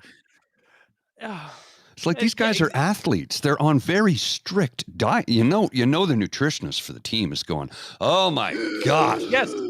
Yes. Like, hey, that's I realize that's a human being, but it's also a multi-million-dollar investment. What are you doing, buddy? Yeah. Hey, Well, and that's the theoretically thing. fanciest The place. same things he does to the same thing he does to every multi-million-dollar investment he gets his hands on. But Well, what was the Ruins it, movie? The King's Man, I don't know if you saw the film, where Samuel L. Jackson played the part Yes. of. He was sort of Bill Gates / Elon Musk / Donald Yes. Trump all at the same time. When he brings he brings the guy in for dinner, and the cart comes up and they lift the top of the silver tray and which would you like? Oh, I'll have the quarter pounder. And I'm not picking on McDonald's again. I'm not, because I like a Big Mac. I like a quarter pounder. I like McDonald's food. I don't eat there all the time because every time I do, my body goes, dude, what were you doing? What were you thinking? What were you thinking? You know, you're going to pay for this, but it's if I went to the satisfying White at House, the time. Yeah. With the White House. Yeah. Yeah. What the? yeah, it's like I worked so hard to get to the White. Like I could imagine the T-shirt, right? I finally got to the White House, and all I got was a damn Big Mac. it's Well, like, who was it the time he had? what a year to win. Was it Ted Cruz? I think Ted Cruz was in the White House for dinner, and Trump was having one of his steaks, which is cooked. It was burnt to a crisp, and he covers it in ketchup. So right there's the sign right there that there's something not right with this man. Number one, and then number two, he says to Ted Cruz, "You should have the meatloaf. The meatloaf's incredible. He'll have the meatloaf. I don't want the meatloaf. He's going to have the meatloaf. You give him the meatloaf. It's incredible. You're going to love the meatloaf here." And of course, Ted Cruz, yes, sir. Yes, sir. Yes, sir. Yeah. Do you think Trump's life, America's life might have been better if somebody had introduced Trump to the pleasures of HP sauce rather than ketchup? That is a very regional joke. Can you imagine how much I love you? I wish to hell you guys would have introduced him to poutine about 20, 30 years ago, because right now we would have none of the same problems. And somebody introduced him to poutine rather than Putin, things would have been much Oh, just saying. Or pudding rather than Putin. Even. Ron DeSantis had it all. Yeah, exactly. Pudding fingers. Oh God, poor pudding fingers. Okay, we have to talk about him. Because, let's do it. Let's go. Going down. I'm sorry. Yeah. He had it handed to him on a silver platter. All the people that wanted to get rid of Trump was like sitting there and just like, go Ron, go Ron, go Ron, go Ron. He's more unlikable than Trump. He's like all the worst stuff with Trump with less charisma and less likability. How is this and more anger possible? And more anger. And more anger. Yes. Like genuine I don't know. anger. I'm wondering if it's because he's got a. Well, it would explain the pissing contest with Disney. I mean, holy crow! Yeah. If you got to choose a mouse as your competition, you must have a really small one. Serious SDE. Now, see, there's a little bit of a regional divide here. Actually, you might I'll just inform you guys. All politicians in the Republican Party have to have what is technically an innie for at least 90% of the time. It's in their bylaws somewhere. So you got Florida Man 1 against Florida Man 2, basically. Yeah. It's like we're watching a speed run for becoming the most hated person on earth. Mm. And like DeSantis is just like young up and comer, this hot new kid on the block he's just gonna get that record. Like, I know what I'll do. I'm gonna blow past Trump. I'm gonna make an enemy out of Disney. Yeah. What on earth? I know. Hello, welcome to America's Next Top Asshole. I'm Tara Banks. Lies. It's just, what the hell? It's so bizarre. It's like it's a race for find your light, smile with your eyes, remember the booty tooch. It's like it's like it's a race to the bottom and they're speed racing. Then you like think, hell, give it a little sass. They're on the luge run. They're on the luge run, and they're going as fast as they can. The funniest thing, yes. shoot on. The most amazing thing is all these people, after meeting DeSantis, blowing past, going straight to the 9th layer of hell. As they're meeting DeSantis, one at a time, these rich people are like, I just want to say, met DeSantis. That was a big honor. Anyway, I'm not supporting him for president. Well, that's what happened to him, right? He went to meet like a whole bunch of people in Florida. And then he's like one at a time. Met DeSantis. It was an excellent meeting. I'm still voting for Trump. Yeah. He still doesn't get my vote. Very productive meeting with DeSantis just then. I have definitely made my mind up. I am not supporting him. Really glad he had me down. Just backing out. All it took was a meeting. Very he knows how to run a meeting. Made the choice clear. He helped me make my yes. That's this thing. What the part that gets me is that number one is that, first of all, the stupidity of taking on Disney, because I mean, if anybody has world-class lawyers, it's Disney. Yeah. Yes. And then number two, when he tried his first move and then found out that the board, that Disney made an agreement with the former board, which he was also, this is why you need to be nice about people, because he kicked out the former board. I'm guessing they didn't like that. So they and Disney made an agreement that for some, I think it was like for 21 years, whatever new board would come along would not be able to override any decision Disney made. Now, DeSantis is thinking, oh, this is not really legal. It's Disney. They're lawyered up to, trust me, this is very, very, very, very legal. And then despite having his ass basically baked to perfection, to a perfect medium rare, like this, and then sent to him, sous vide to perfect medium rare, and gift wrapped it and sent it to him, he decided to still take on Disney some more. And it's and it seems that there was a second deal and he's also getting screwed. So his own party doesn't like him. He's taking on Disney, and he thought this was going to be a flex move, and now he's showing that not only is he incompetent, but he doesn't know when to say when. Yes. Which now he's making it look like this is very, very, very personal. You dared defy me. He has lost control of self. He's lost mastery of self. He might not, and now he's like, even people are asking him about running, says, hey, I'm not even a declared candidate. How much you want to bet he might not even ultimately not enter? All right. Here's the thing. Ron DeSantis falls into that rare category of you can only overestimate him. You literally can't underestimate him. I don't think he's even bright enough to read the room like the rest of the world is. Currently, the Florida legislature, which is still under his thumb, is working to get rid of the rule that is in place. Florida has a rule where if you run for another office, you can't be the governor. Right. So they're working to overturn that because they don't care about rules or ethics or anything like that. Oh my gosh, Wicked Foxy Dragon says she saw a presidential ad for Hulu on Hulu for Tiny D. But bear in mind, other people are already buying ads for him. That's how AstroTurf this campaign is. But he has not declared because he cannot declare without losing his job.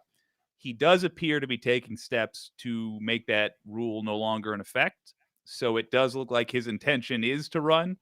However, he should consult with you, because he has already demonstrated that the main reason that they plucked him out of relative obscurity is going to be useless, because he's pulling controversy towards him so much. There is no way this guy can win a general election. He chose to pick a fight with Disney. I know. And then they're suing him for a First Amendment violation.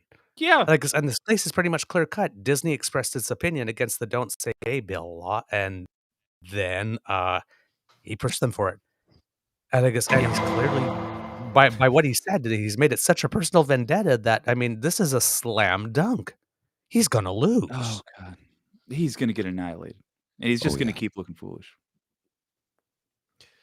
Couldn't happen to Picking a fight with Mickey. I am delighted to be as far the away RCMP. From the RCMP in Canada I don't know that. hired Disney to manage its trademark. This is true. Because it was tired 20, of 25 years ago? Things. Yes. Yeah. 25 or 30 years ago. Because nobody, it's been a long time. I think Star Wars and Disney are the who does it best. Now Disney owns Star Wars, I think, too. So there you go.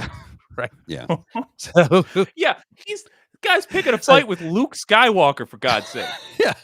He's just, it's what not going to go great. No. Oh, it's Jesus. Like, dude, you don't have the Force.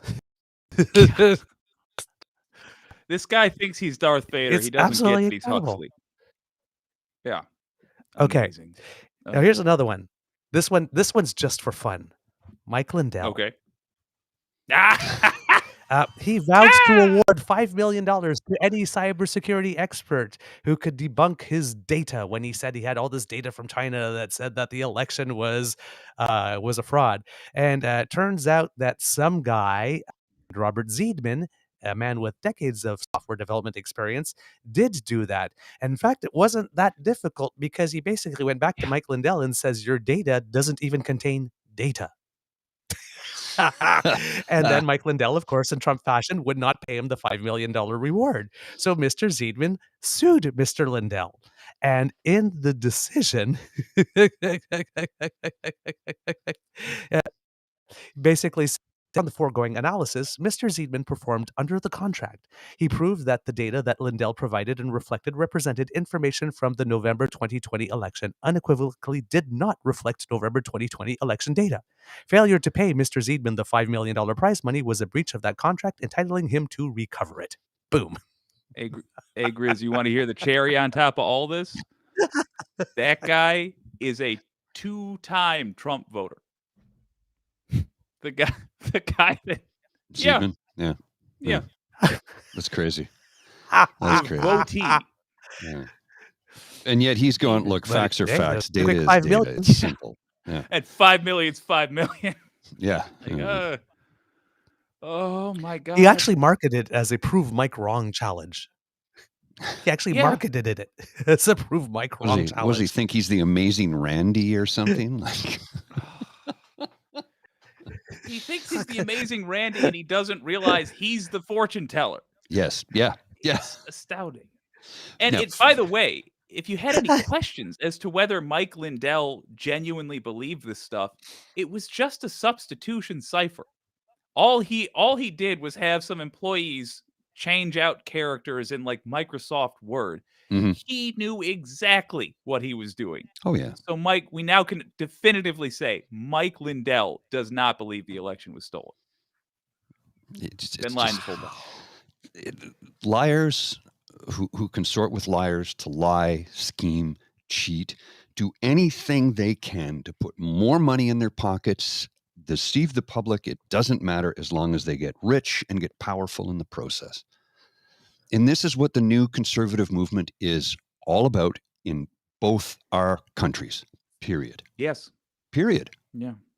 And look, I can even give you a testament to how bad it is, without naming names, because I've got to be careful the way I word this, but a member of parliament who I've known for a very long time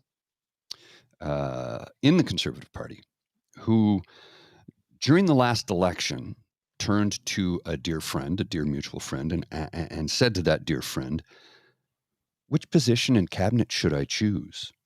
And they went, "You haven't won anything." No, that's no. We're going to win. Don't worry about that. Yeah, okay, but what about your constituents? But no, that's not important. I just need to figure out which good cabinet position I can get. I went, what? This person has lost the plot. When I knew this person and we were close friends, I'm friends with their partner, their spouse.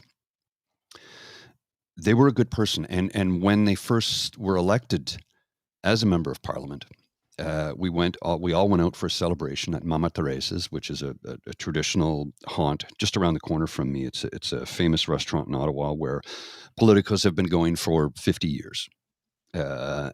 We all sat down, we had a wonderful meal, and I was just about to get up to leave, and I said, I got to run, I got to go take care of some things, but it was wonderful to see you. I'm very happy for you. I hope you do well in your position, and remember this, because we are friends, because we are honest, we will always hold you to a higher standard. If you slide down the rabbit hole, if you forget who you are, where you've come from, and who we are, we will remind you. So I did that several times last summer when Skippy was talking about giving us more freedom and running for prime minister and all the things that just aren't total lies. And I called this person out on it. And then I was immediately blocked on Twitter for doing so. What happens, do you think? I don't know. Is it literally just hanging with a bad crowd? You sit around in a puddle of mud, you get the dirt on you, right? Well, yeah, and politics is such a thing because it's 24/7 and it's all encompassing that you really do get into a little Bubble. pod of your own little team. Well, you know what Parliament Hill is? And you're just running from one crisis to another. I once heard Washington, D.C. described as 17 square miles surrounded by reality. I would say the same thing for Parliament Hill. Yeah. It's 2.5 square kilometers surrounded by reality. Yep. They don't live in the same world as us. I think that would probably be a good idea. Yep. My worry, and truth be told, I'll disclose this to just y'all too, and the entirety of both our audiences. One thing that has always freaked me out about the idea of running for office is the worry that once your job becomes your job is to decide what people should do with their lives and how people can live their lives. My worry is that you will start to feel it is your right to decide those things rather than your begrudging responsibility. Mm-hmm. So, yeah. And I can't fathom what that must be like in the modern governments we're dealing with, where people are at just diametrically opposed belief systems. Mm-hmm. Believe it or not, I would love to see a politician get up and say, my beliefs are X, Y, and Z, and that will be nearly irrelevant because what I'm going to do is what you tell me to do, constituents in my area. Mm-hmm. I would genuinely love to see a politician like that. I just don't think they'll exist. We had one here. We've had a few. We've had a few. Really? There was one I can think of specifically, and I bring his name up from time to time because it was during the Jean Chrétien years when he was the Liberal leader and Prime Minister. John Nunziata, who was a member of Parliament for, I'll say Toronto Centre. I can't remember the name of his riding at the time. And Jean Chrétien ran on a platform of where he was going to cancel two things that the Mulroney government had enacted, the GST, the Goods and Services Tax, and the helicopters that we were to purchase for our military and search and rescue squads, because the helicopters they were using are Sea Kings, which are older than anybody in the military that flies aircraft today. The manufacturer doesn't make parts for them anymore. We have machinists in Nova Scotia and in British Columbia who manufacture new parts to keep these things flying. They finally retired them, and they've been replaced. But the thing was, we had an $850 million contract on the books. He canceled it. We had to pay a penalty. It ended up costing us $1.2 billion, I think it was. And in the process, took another 20 years before we got a replacement aircraft. Several lives were lost because the aircraft crashed. For every hour it flew, it required something like 200 hours of maintenance. And I could be wrong on that figure, but I do have a friend who was a Sea King helicopter mechanic in the military. He flew on them all the time. They were held together with crazy glue and duct tape. So John Nunziata stands up in the House of Commons during question period and turned to look to the Prime Minister and said, "Mr. Prime Minister, you ran on a platform where you said you would cancel the GST if you got elected Prime Minister. You are Prime Minister, have been for some time now. Why have you not canceled the GST?" So in, a democratically elected parliament, Jean Chrétien, the Prime Minister of Canada at the time and Liberal leader, immediately kicked him out of caucus, kicked him out of the party, and disbanded his riding. So he ran in a by-election as an independent and won in a landslide because he was actually there for his constituents. Now, I do know a friend who had interviewed him many years ago and said, "Why are you doing things the way you're doing them? You could become Liberal leader at some point. You just need to toe the party line." He goes, "I'm not here to become a leader. I'm here to represent my constituents. I know if I played that game, I could ascend to that position. This is not why I got into politics. I got into politics to actually help people." Which is why that kind of person should be leader. Should be. Yep. But nope, Exactly. he's out of politics. I think he ended up selling BMWs for a few years. I don't know what he's doing now, honestly. But they holding on to one of my cars. They destroyed his life. They railroaded him. They destroyed his life completely because he would not play their game. And we've had two prime ministers when it comes, for example, to sexual orientation and when it comes to abortion. And turns out they're related. The Trudeaus, who actually took a position back in 1969. I think Prime Minister Trudeau was the first to say that the state has no place in the bedrooms of the nation. That's right. Probably not a popular position in 1969. And his son, when he became leader of the Liberal Party, said, "You can believe what you want in your real life, but as an MP of this party, you are going to support the right to choice when it comes to abortion. And if you're not, you can't be a member you can't be a member of my caucus." Mm-hmm. Being a liberal means whatever you personally believe in your own life, I guess you publicly support this. Now, and he let just me laid down the turn law. around. Let me turn around with Jean Chrétien, because I just dumped all over him for what he did to John Nunziata. I have to turn around and praise him for this. He was being interviewed, and Jean Chrétien is a devout Catholic, goes to mass every Sunday, has been his whole life, French Canadian Catholic. They called him the little guy from Shawinigan. He's 6'4". He's not little. I've met him. He's a big man. Devout Catholic. And they interviewed him and they said, "You're Catholic. Why are you supporting same-sex marriage?" He goes, "Because when I step into that office, my religion is checked at the door. I cannot bring my religion into the office of Prime Minister. It has no place in Parliament. I am there to represent every Canadian. And especially, I have to be the voice for Canadians who don't have a voice." So yes, same-sex marriage is legal in Canada, and it should be, because love is love. And I'm like, see, I dump on him over here for something. You're never going to see eye to eye with somebody 100% of the time. And nuance, right? Right. I don't like what he did over here, but damn, I love what he did over here. It feels like to me, in the age of mass communication, where we don't have to worry about our representatives receiving a letter from us in 2 months, it really shouldn't be a question of what they believe. It should be a question of what we believe. All their job, theoretically, is to go speak on our behalf in an area. And the reason that these elections are so far apart is because both of our countries came about way back when there was horse-drawn carriages and whatnot, if I Yes. understand Mhm. correctly my history. So I don't think the internet was invented until the late 1800s. So It's a series of point tubes. yeah, Al Gore's an older man than you'd think.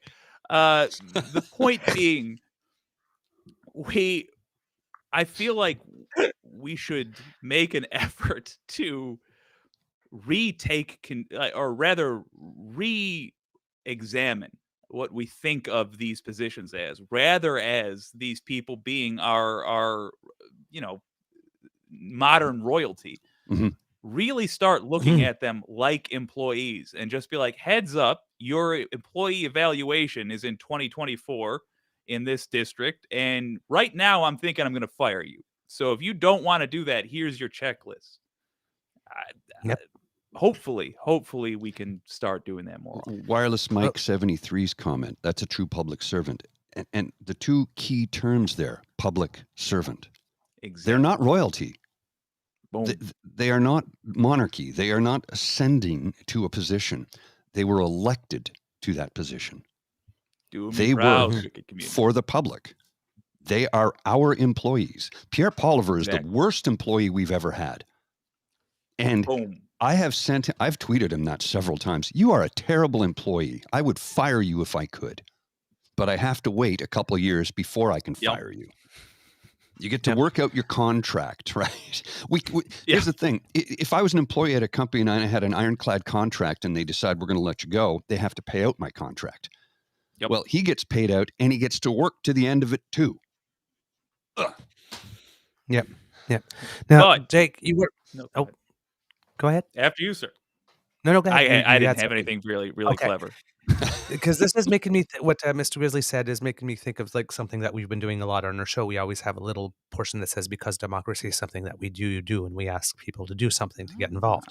And we've been pretty much stuck on one thing right now is to actually to tell people to write their MPs, their MLAs, their senators, even members of their media, because basically we have some stuff going on in Ontario with Doug Ford and making shady land deals to developers. And we had, of course, the Conservative Party that had a brunch with Christine Anderson or Christine Nazi Anderson Nazi from the ADF in Germany, who came over for a week. What would Christine Anderson do tour? It was three members called of the that, party too. rolled out three members of the Conservative Party rolled out the red carpet for her. So I was like, on one hand, they're complaining about the government, the Liberals being anti-Semitic, but you just dined with Nazis. Right. And in your show, you mentioned something about the vendors, and I was actually going to clip it and show it here. But since I have you here, right, you were telling people that there are people whose jobs are to read these letters and what they represent. And I just wanted you to be able to tell our kids what it is, how it works in the US, because it's pretty much similar to how it works here when you're sending in letters. Very much so. So I think people imagine when they're talking about like their district representative or even their state or province, whatever, they imagine like a flood of letters. Not so. They have 5, 10. That's a big deal to them. So if you are writing your representative, whatever they're called, and you can get 3 or 4 friends to write them as well, it's not actually going to be read by the politician. It's going to be read by their assistant. And what their assistant is going to do is put a mark on a board. And that board will have various topics and how people feel about them, positive, negative. You fill up one area of that board with 5 or 6 checks, the report they're going to give to the person who ultimately represents you is that there was a flood of people talking about this. This is a major issue. So it has a ton of effect simply to write or call your representative, as I'm tickled, as Wicked Foxy Dragon does every day about gun reform, which we desperately need. It has an effect, and it certainly has a cumulative effect. And I'll go even one farther. A few people can make a difference. If you're not sure who to write, start with your representative And if you're still sore about anything, and if you're still sore about it, then write the news. And if you're still sore about it, you already did that, turn to somebody near you and just talk about it. And ultimately, you will have more strength in your country, no matter where it is, because you are a louder voice participating. Thank you very much. Wicked Foxy Dragon says, and one person with multiple email addresses. I didn't endorse that, for the record. But I mean, it worked. But I didn't say that. I keep on telling kids to make sure that they do it in handwriting, because then they'll probably think it comes from an older Canadian and they really vote. Yes. Better yet, if it's in cursive, then they'll think you're really old. Was this written with a quill? Why is this on a scroll? We got to pay attention to this demographic. Oh, wait, throw that out. This is on a clay tablet, obviously. Ooh. That won't stand up in court. Fair enough. Don't you remember I remember watching that Mel Brooks documentary, History of the World Part 1, when Moses came down off the mountain. He had 15, and he dropped a tablet. So we don't know what the other 5 commandments were. 10 commandments. 10 commandments. Speaking of courts, this has been my favorite subject of late, because we can't get through peering through the curtains watching the U.S. while eating ketchup chips without asking about the Supreme Court, or as we like to call it, the SCOTUS.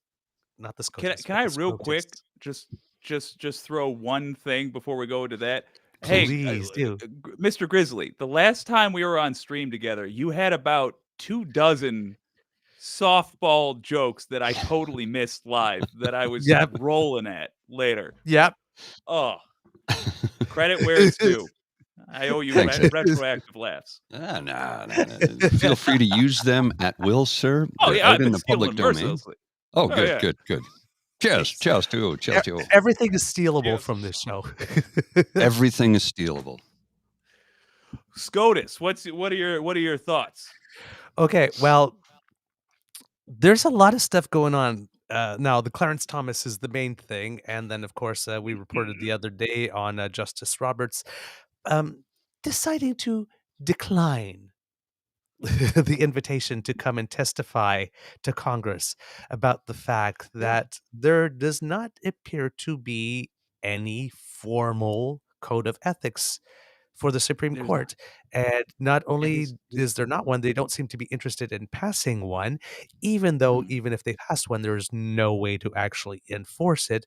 But they keep assuring us that they do follow the spirit of other codes still in place, which is clearly not true, because Justice Clarence Felicia Thomas has been accepting millions of dollars in free, quote unquote, hospitality from Harlan Crow, a man who so needs to be reminded about the horrors that happened to Jews by the Nazis, that he has swastika embossed linens that he might be sleeping on. Which are illegal in Germany and punishable by time in jail. Yes. In Germany. And now we find out, that not only did Harlan Crow buy 3 properties in the area where Clarence Thomas's mother lives, but actually the house that she does live in, she still lives in it, and that he has incredibly renovated it to preserve the historical importance of the house where Judge Thomas was raised.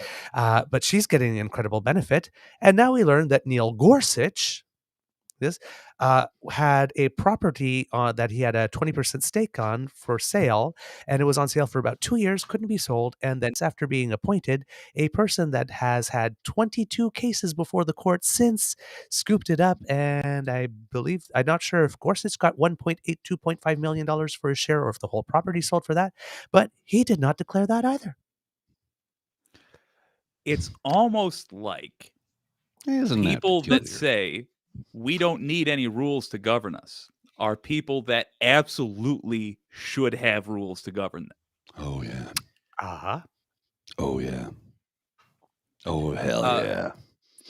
It's bizarre. Also, for the record, the legal reasoning that was submitted to the Senate for why he wasn't going to testify was literally neener, you can't make me. Yeah. Yeah. He said And, there's like, no Justice Thomas is enforcement like- mechanism, but that's Yeah. So Justice Thomas has now updated his forms. And for what? Because who's going to check? Who's going to verify? Who's that? Like, again, if it was any other normal person, somebody would have been asked to turn around and put his hands up on the walls by now. the Assume U.S. the If you think of position. it like a battleship, it's dead in the water right now. And the good news is those cannons aren't going to be swinging towards any friendlies. But we are not going to be a functioning country, truly, until at the earliest 2024, where and in that scenario, it's only if the House, the Senate, and the White House all go to Democrats. For the record, I think it will, but it's gonna be a rough 18 months or so. You know, George Carlin foretold all of this decades Oh no, ago. what did he say? Well, he talked about how the religious right was going to take over the government. And people thought, oh, come on, George, you're being ridiculous. He goes, no, they will. And they will take everything from you that you fought for your entire lives. And they don't care what you think. They want their way and they're going to get it. And it goes back to who was the preacher I had on. I showed a clip of him. He was testifying in Congress that he had supported a group Schenck. that said, yes, Mike Schenck said, we will overturn Roe v. Wade. But guess what? You got to take the whole kit and caboodle. And that whole kit and caboodle is first Roe v. Wade, then contraceptive devices, condoms, birth control, the morning after pill. What comes after that? Same-sex marriage. What comes after that? Interracial marriage. Interracial marriage? This is what they're going for. They're not good people. But they're okay with child marriage, though. Oh yeah, child marriage is fine. Oh yeah, yeah. it's fine, yeah. Yeah, no. If it's destructive, if it makes you squirm because it's so awful to think about, they're going to be all for it. Yeah, cruelty for the sake of cruelty. Yeah. That's what they're about. You're absolutely right. And then there's the big enchilada. So President Joe Biden has officially released a 3-minute video confirming that he is indeed in the race. And since DeSantis is crashing and burning, unless there is a actual conviction that puts Trump in an orange jumpsuit and turns off enough people, and this happens early enough in the primary process, it looks like it's going to be Biden versus Trump part 2, something that only like 21% of Americans say they want, which is interesting. And we already have, there's 2 candidates declared against Biden, Marianne Williamson. Again, I think it's Robert Kennedy Jr. or John Kennedy Jr. Which one is it? Yeah, Robert. There's so many Robert Kennedy Jr.'s. Both slightly on the wackadoodle side of the left. Yep. And it seems that to that effect that the Democratic Party has already decided that they will not be hosting debates for these 3 candidates because, nobody really needs that in the DNC, and, you don't want to have all those extra debates because there has been a history, right? Bush Senior against Buchanan, and that didn't work well for them. So, why make yourself a target?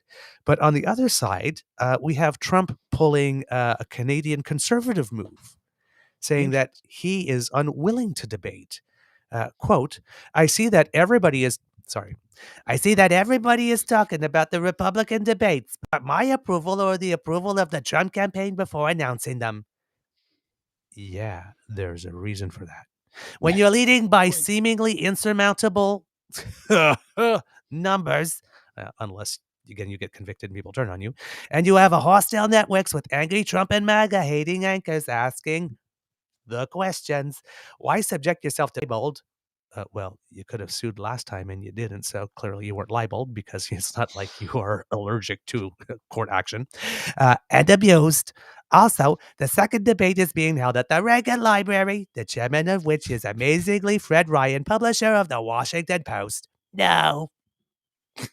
Yeah. If I recall correctly, that's you suck at just debating is the reason you don't want to show up. yes. I honestly think that's smart. He can't gain anything from it. What's he gonna do? He's not. I mean, before when he was coming in, he could lean back on the fact that his incompetence was just in the business world, so it could be ignored. Now his incompetence was very public.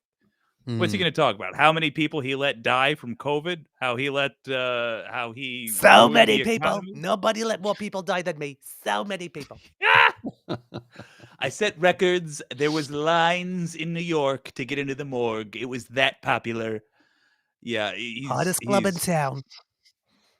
I got to tell you, Mayor, I'm delighted that there's. Oh, Jesus. I just realized that's the crematorium. Okay. Fair enough. Hey. Stuck. How do they say it on the Daily Beans? Caught between a cock and a charred place.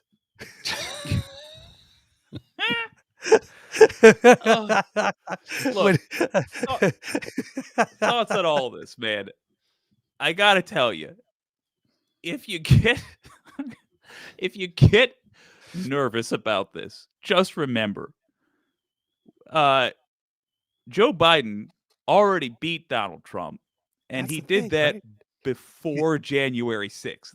He's the only one who has Yeah. so far. I don't Why would anybody not be enthusiastic about him running again? I don't don't know get why it. the Republican Party would let Trump run again. What do you mean, loser? Why would we let you do that? You can't win. They've You called him a lost. loser. You were the incumbent. They've called him a loser. Yeah. On Just air. double down on it. It's wild. It's gonna get But here's wacky, folks. Go ahead. And here's the thing, right? yeah. They're still making all those comments about Joe Biden and his age, and like considering everything he's accomplished in 2 years, like why is this even a question? Well, you know what Yeah. I recognized yesterday? Make and them go realized? downstairs together or down ramp at the same time and see. You do realize that Mick Jagger and Joe Biden are the same age? Oh my God. Mick Jagger's still dancing on stage around the world. Nobody's telling him to step down. But Joe True. Biden, because he's the president, they're telling him to step down because he's 79. Mick Jagger and Joe Biden are the same age. And Mick Jagger's also led a much more robust lifestyle for many. I mean, he's been clean and sober for decades now, right?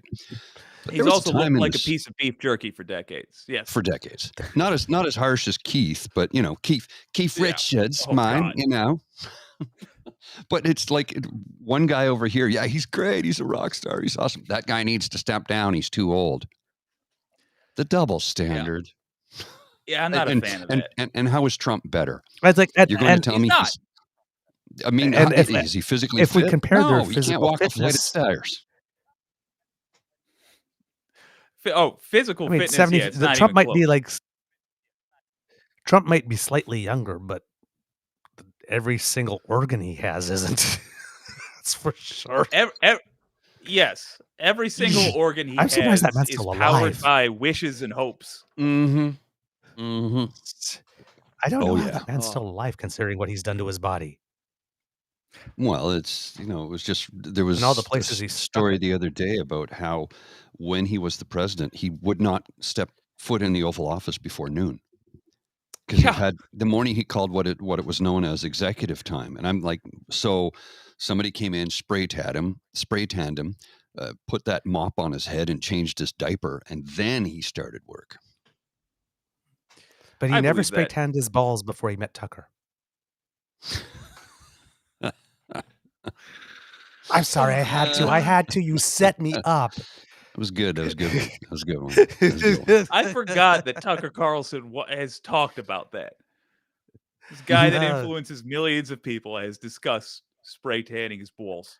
Legs to the It's like- sky and heels to Jesus. his Let head. the sun take care of your nuts. That's outstanding. Is anybody else really disappointed in the quality of villains we have? I was hoping for like Hans Gruber. Yeah. We have this guy like, somebody from "Hey, a you're James nuts." Bond film. Yeah. Rupert Murdoch is probably sitting there like, dude, I'm in my 90s. Somebody, come on, take a swing. Holy crap, what's wrong with you people? Who's that guy from the Trailer Park Boys? The Cyrus. That's who the villain Cyrus. is. Yeah. Yeah. We don't get the Bond villains. We have Cyrus over here. Cyrus. It's killing me.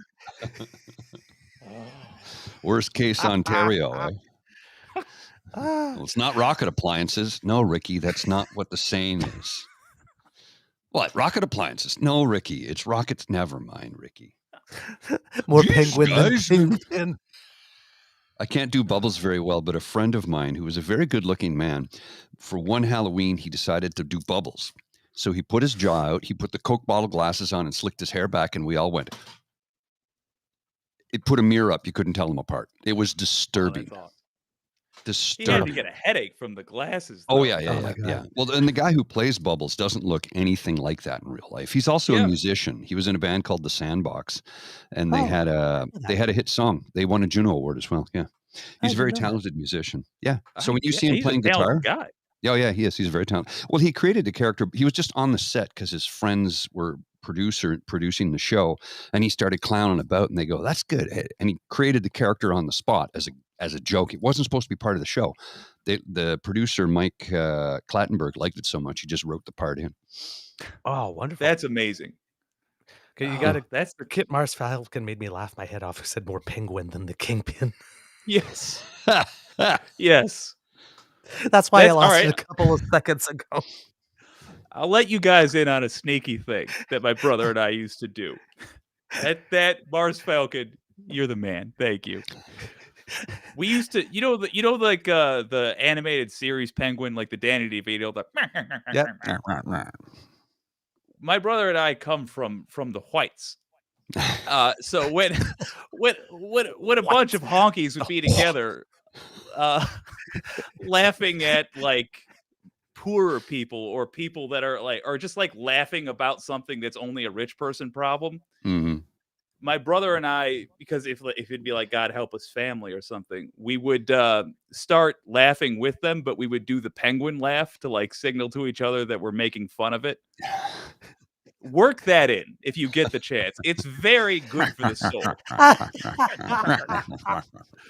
Just try to see if one of these is. I have a monocle. I actually do have a monocle. And he actually has one. Monocle just and the top carry hat. it around. It just burst in. If you see a bunch of like conservatives laughing about something, just burst in like. We should probably have an appearance of Sir Blacks at some point in time in the very near future. Sir Blacks is a fan of Canadian Rugby Football Union play, and we support the Ottawa Red Blacks. And it's how characteristic that but the name of the team is partially my surname. You know, I was born in 1868, so you do understand I was born here in Canada as a Canadian. This is not a British accent, you see. It is an upperclassman's accent, you see. Okay. When you get so rich, you have an accent. Yes. Yeah, exactly. Yeah. Yes. Yes. Yes. Muffy and Biff will be at the club later to play some tennis. Get your togs on, shall we? We'll meet at the club and we shall dine on caviar and champagne. And then we'll meet up with Bippy and Butty, and then we'll go for a moonlight sail.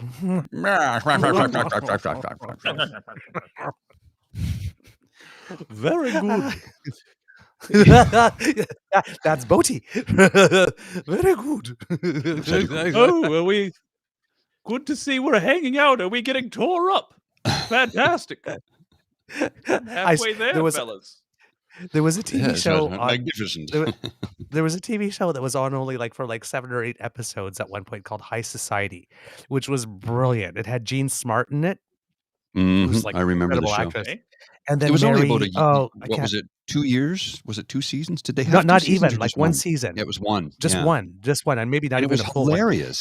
One. It never caught on, which was a shame. It never caught on. She was playing a romance novelist, like this, who wrote trashy novels, and she got she got really rich. So she was new money and was klutzy, and she'd trip over stuff like that. And then she made a high society maven, and she's And she's always coming on to her son who's underage. Ooh, Brendan, hello, who's underage, like this. And they're Different they're times. basically Will and Grace before there was Will and Grace, right? It's like Yes. Oh, yeah, some yeah. gay people clearly wrote this, and they're drunk and trashing people. At one point, like this, she's like trying to get into the exclusive building that her friend lives in because somebody died, and you got to impress the board. Like this, and she starts feeding, like, there's a dog over there, just yippy dog, while they're waiting. She's feeding it chocolate to try and shut it up. Oh no! Like this, That's and then not she good. introduces people like this. This is my wife, Boti. This is my wife, Putty. And she goes, "Oh, Pity, Putty." Or something, and she's talking exactly like the way that you did, her Putty. And at one point, the dog just like she's got the dog on the dog dies. So she, as they go out to like look at her application, she picks the dog, puts it on her lap, and is stroking it. And then when she finds out that she's got it, she goes, "Yay!" And then the dog goes flying. It was the funniest show on TV. I do not know how it did not catch on. It was great. Good Lord. I will check it out. High Society. Noted. High Society, if you can find it, I've looked. I looked for it like in old TV shows or streamed like this. I cannot find it anywhere. It's like they erased all trace of it. But it was hilarious as hell. I think it was just maybe a little too early because there's so many I shows think like so. it now. Yeah. It was. Hope It was was like that. a pseudo-American version of Absolutely Fabulous, I think, to a certain Yeah. degree. To a certain degree, yeah. It's derivative of that for sure. It was really funny. I used to watch that. My dad and I watched it and just roared with laughter. Oh yeah. It was a good show. All right. Massive fan as well of Ab Fab on BBC, Oh, yes. as I used to pirate it. It was a hilarious. I watched the movie and oh my God, I'm like, see, the BBC, much like the CBC, will drop F-bombs. It's no big deal. Like there's a show on Netflix. I don't know if you have it in the US. It's called Working Moms, and it's a CBC show broadcast over the airwaves. All you need is a rabbit ears and a TV to watch it, right? They drop bombs. They drop C-bombs. There's nudity. Oh, yeah. All of it. You name it. And right on the CBC. It's no big deal. There's a warning. Sometimes some pretty nice butt shots, too, I have to say. Yeah. Just saying. Sometimes Catherine Reitman, Ivan Reitman's daughter, is the writer, executive producer. Her husband's also a writer. Let me jump in real quick. I got a disable camera and mic. I can still hear you. I'll be right back. Okay, no problem. 1 second. No problem. Yeah, and if Catherine Reitman also sometimes, I'm not sure anymore because I haven't watched the show in a while, but she was also every now and then on Blackish. Yes, as part of the marketing team there in the boardroom. She's absolutely hilarious, and that show Working Moms, dude. The first time I watched it, I'm like, this is outstandingly funny. Yeah, and who funded it, and what network is it on again? The CBC, the ABS, the CFP. What? There was two other programs that were pretty popular there for a little while. What was one of them? Kim's Convenience. Kim's Convenience, yeah. Okay, see you. And what was that other one? Schitt's Creek, the one that won all the Emmys that year. Yeah, and then there was Little Mosque on the Prairie prior to that. That was a good one. That was a good one. Murdoch Mysteries. Cornergasp CTV was CTV. Cornergasp was CTV. Those are all CBC programs. All of them. And Skippy wants to defund them. And I got into it with somebody yesterday about how they go, well, some idiot, literally an idiot, was trying to tell me that we were in a lockdown, COVID isn't real, the virus is fake, and vaccines will kill you. And I just wrong on all said, accounts. okay, you're wrong on all of those accounts. He goes, you just probably watch the government-funded CBC. I'm like, hey, here's the thing. All media in Canada is government-funded. All of it. Every newspaper, magazine, television program, television station, cable program, they're all government funded. Every single one. Yep. So go ahead and dump on the CBC, but you got to dump on all of them. Post Media, which is 66.6%, funny number, owned by Chatham Asset Management, an extreme right-wing GOP-backed hedge fund, which owns 66.6%. Of Post Media, they have a line item in their accounting that relies upon the government funds they are given. It's part of their business plan. Mhm. All media in Canada gets government funds. All of them. Every single one. What- So when they want to what's the defund the reasoning? CBC, can't survive on their own, I guess, you know. And Fair enough. see, Small the population, big area. that's big geographic area, small population. We're just Thanks. around the 40 million mark, and you got to remember, when you live next door to the most powerful country in the world and the most powerful media conglomerates in the world, that comes over our borders, and it would put all of our Canadian companies out of business if we just let them have free reign. So that's the reason for it. Makes sense. And Yeah. and just the purely on the, you have like the strength of a signal has to travel farther because per person there's more land. That makes sense. Yeah. And Exactly. I think Yeah. ultimately you have the benefit then of the people having more control, which is inherently good in my opinion, Mhm. if they choose to take it. Indeed. Well, there was a time where watching Canadian television programs versus anything from the United States was just like they were night and day. Here's the funny thing, though. What a lot of We people did satire fail to well. realize. Yeah. Yeah. We did as satire, Mars Falcon's animation, pointing out. and children's shows very, very, and information very, very well. But just basic dramas and comedies. We didn't. Well, here let's set the record straight on that, though. You do need to understand something. In the 50s and early 60s, when everybody was getting televisions in their home, the CBC actually produced a ton of amazing drama, comedy, variety, you name it. All of those producers, directors, writers were hired up by NBC, CBS, Right. and later on ABC to develop programs in the United States. This is I'm not making this up. This is a fact. And Even our news anchors, right? That's even our news anchors, as part of the brain drain, if you will.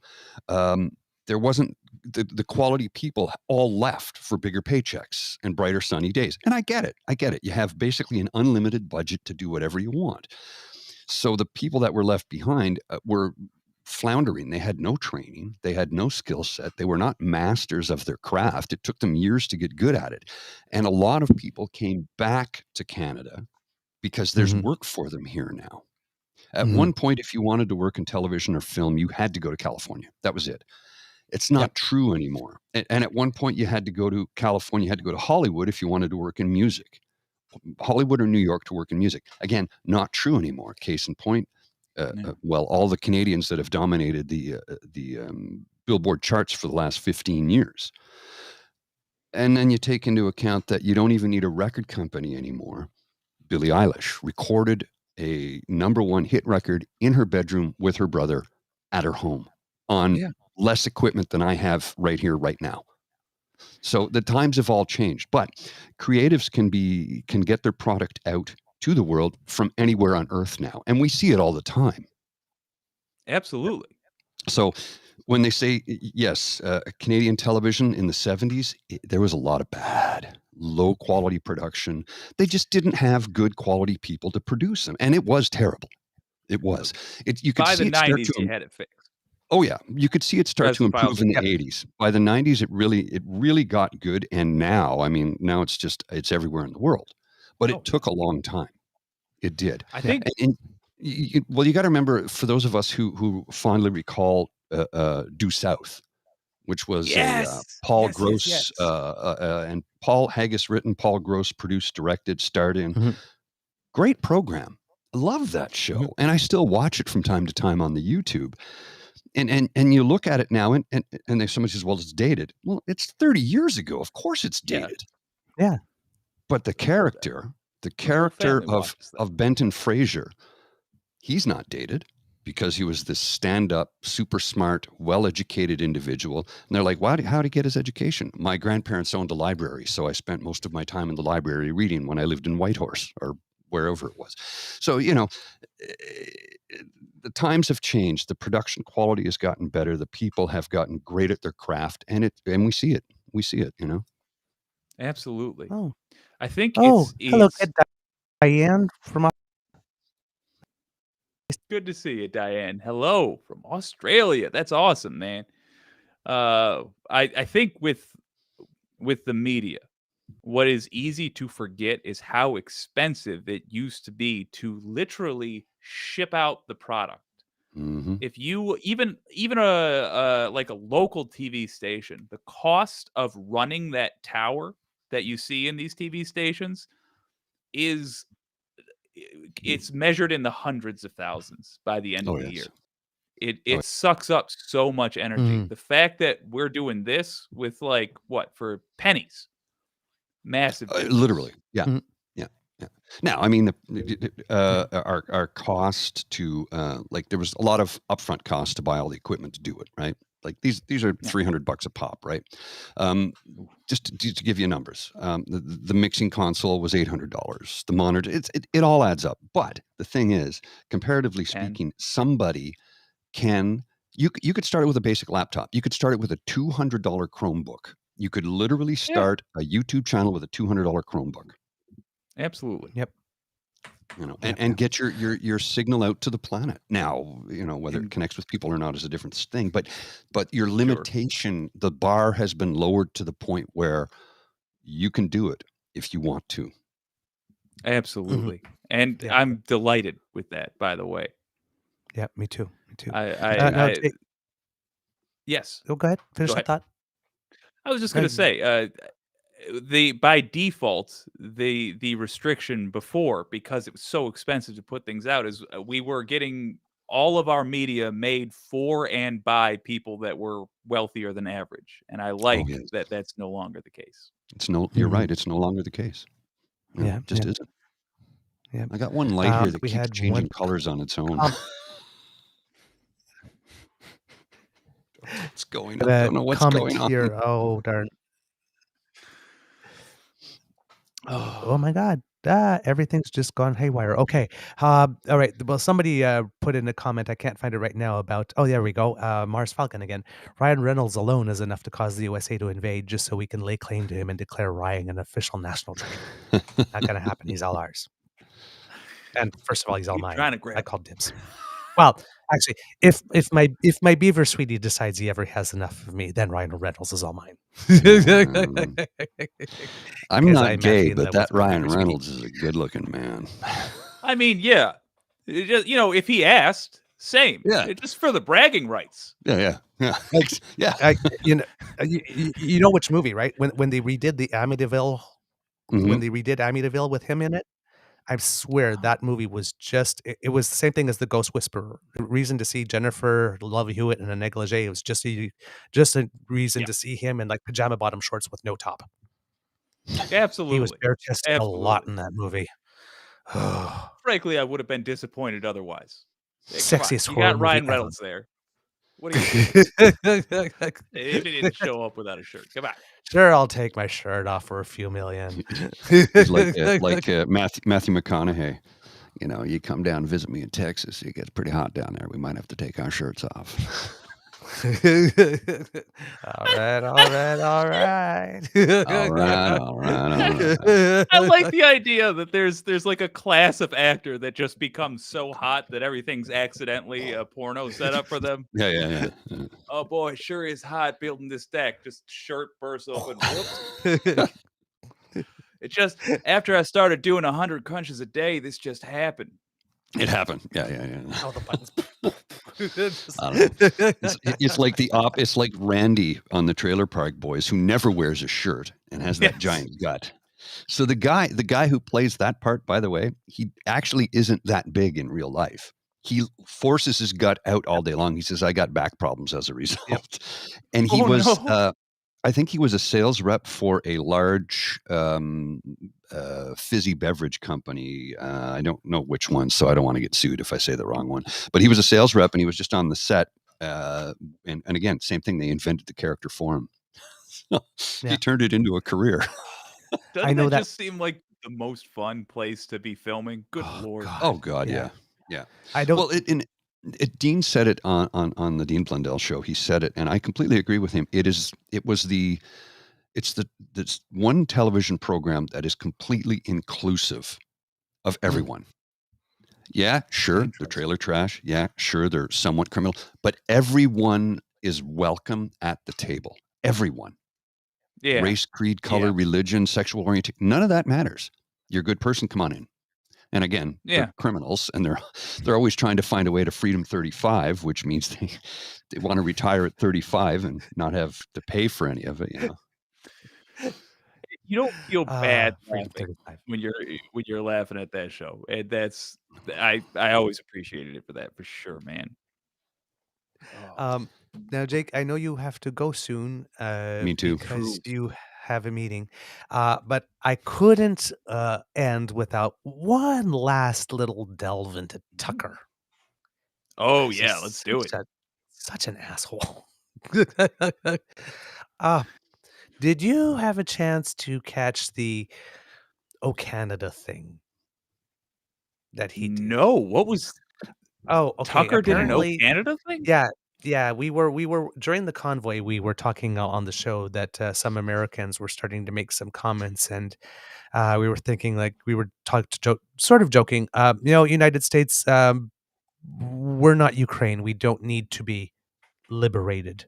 Oh, The way Putin tried. So, we're good. Thank you very much. Yeah, we're And good. it seems that, just in the week before he got axed, he had an "Oh Canada" special, basically pretty much saying the same thing, that Canada was basically run by a tyrant and maybe the U.S. should consider it needs to liberate it.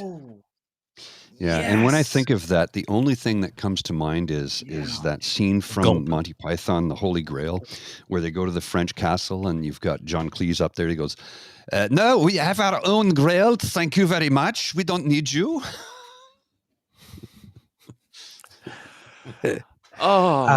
So I don't know if you had any thoughts about that, but I guess you didn't see it. No, I take it back. I did see that. I Okay. didn't realize. I thought you were going to tell me he sang. Oh, no. I was excited to rip that to shreds.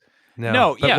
Wait for him on look, Dancing with the Stars. He's probably coming again. current Tucker Carlson is in Maine, and the current world record for longest sniper shot is held by a Canadian. And I will put those two facts by each other and tell Tucker Carlson maybe chill out a little bit now.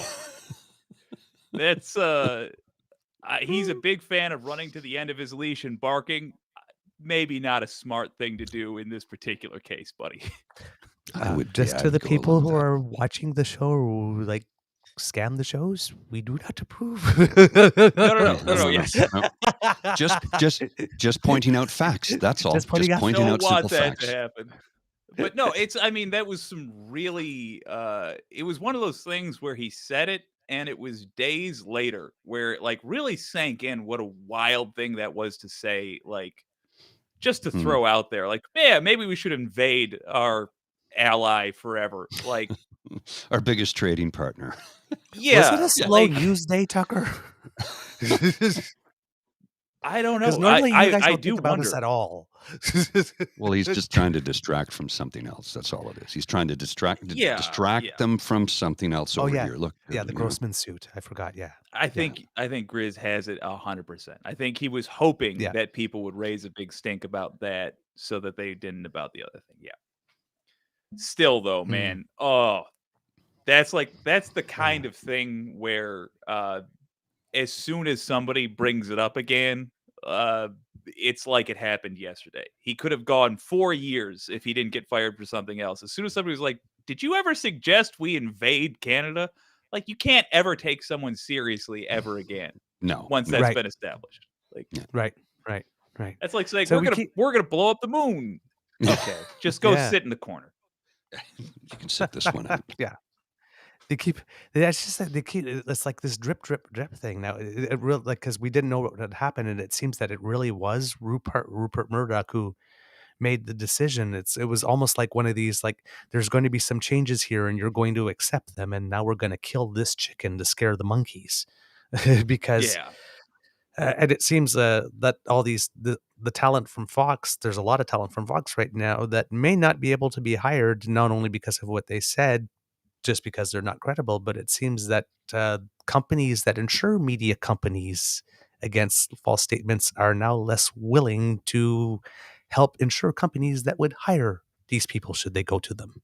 So I don't think there's much future for Tucker other than starting his own podcast and selling books and going on the speaker circuit again. I don't know who will have him. And it's not like OAN Fox or celebrities have Newsmax. done well when they've gone elsewhere. Yeah, OAN or Newsmax will probably be begging for him, but they can't afford him. Russia Today offered him a position immediately. I'm not joking. They literally offered him a position immediately. Yeah, it's. I wonder if we're he's living going in to the most accept. absurd timeline. The most. I wouldn't be absurd surprised if he timeline. accepted eventually. Yes. Oh yeah. I would not be surprised. Yeah, Okay, actually, gents. I like. It's so because it is such an absurd freaking timeline that we're in. Yeah, like I won't even blink if Hello, he's in comrades. Russia I am next Tucker week. Carlson. I'm bringing you news from America. What a country! he'll probably pick. He's rich enough. He'll probably pick up the accent somewhere along the way. See what I did there? And now to the ongoing liberation of Ukraine.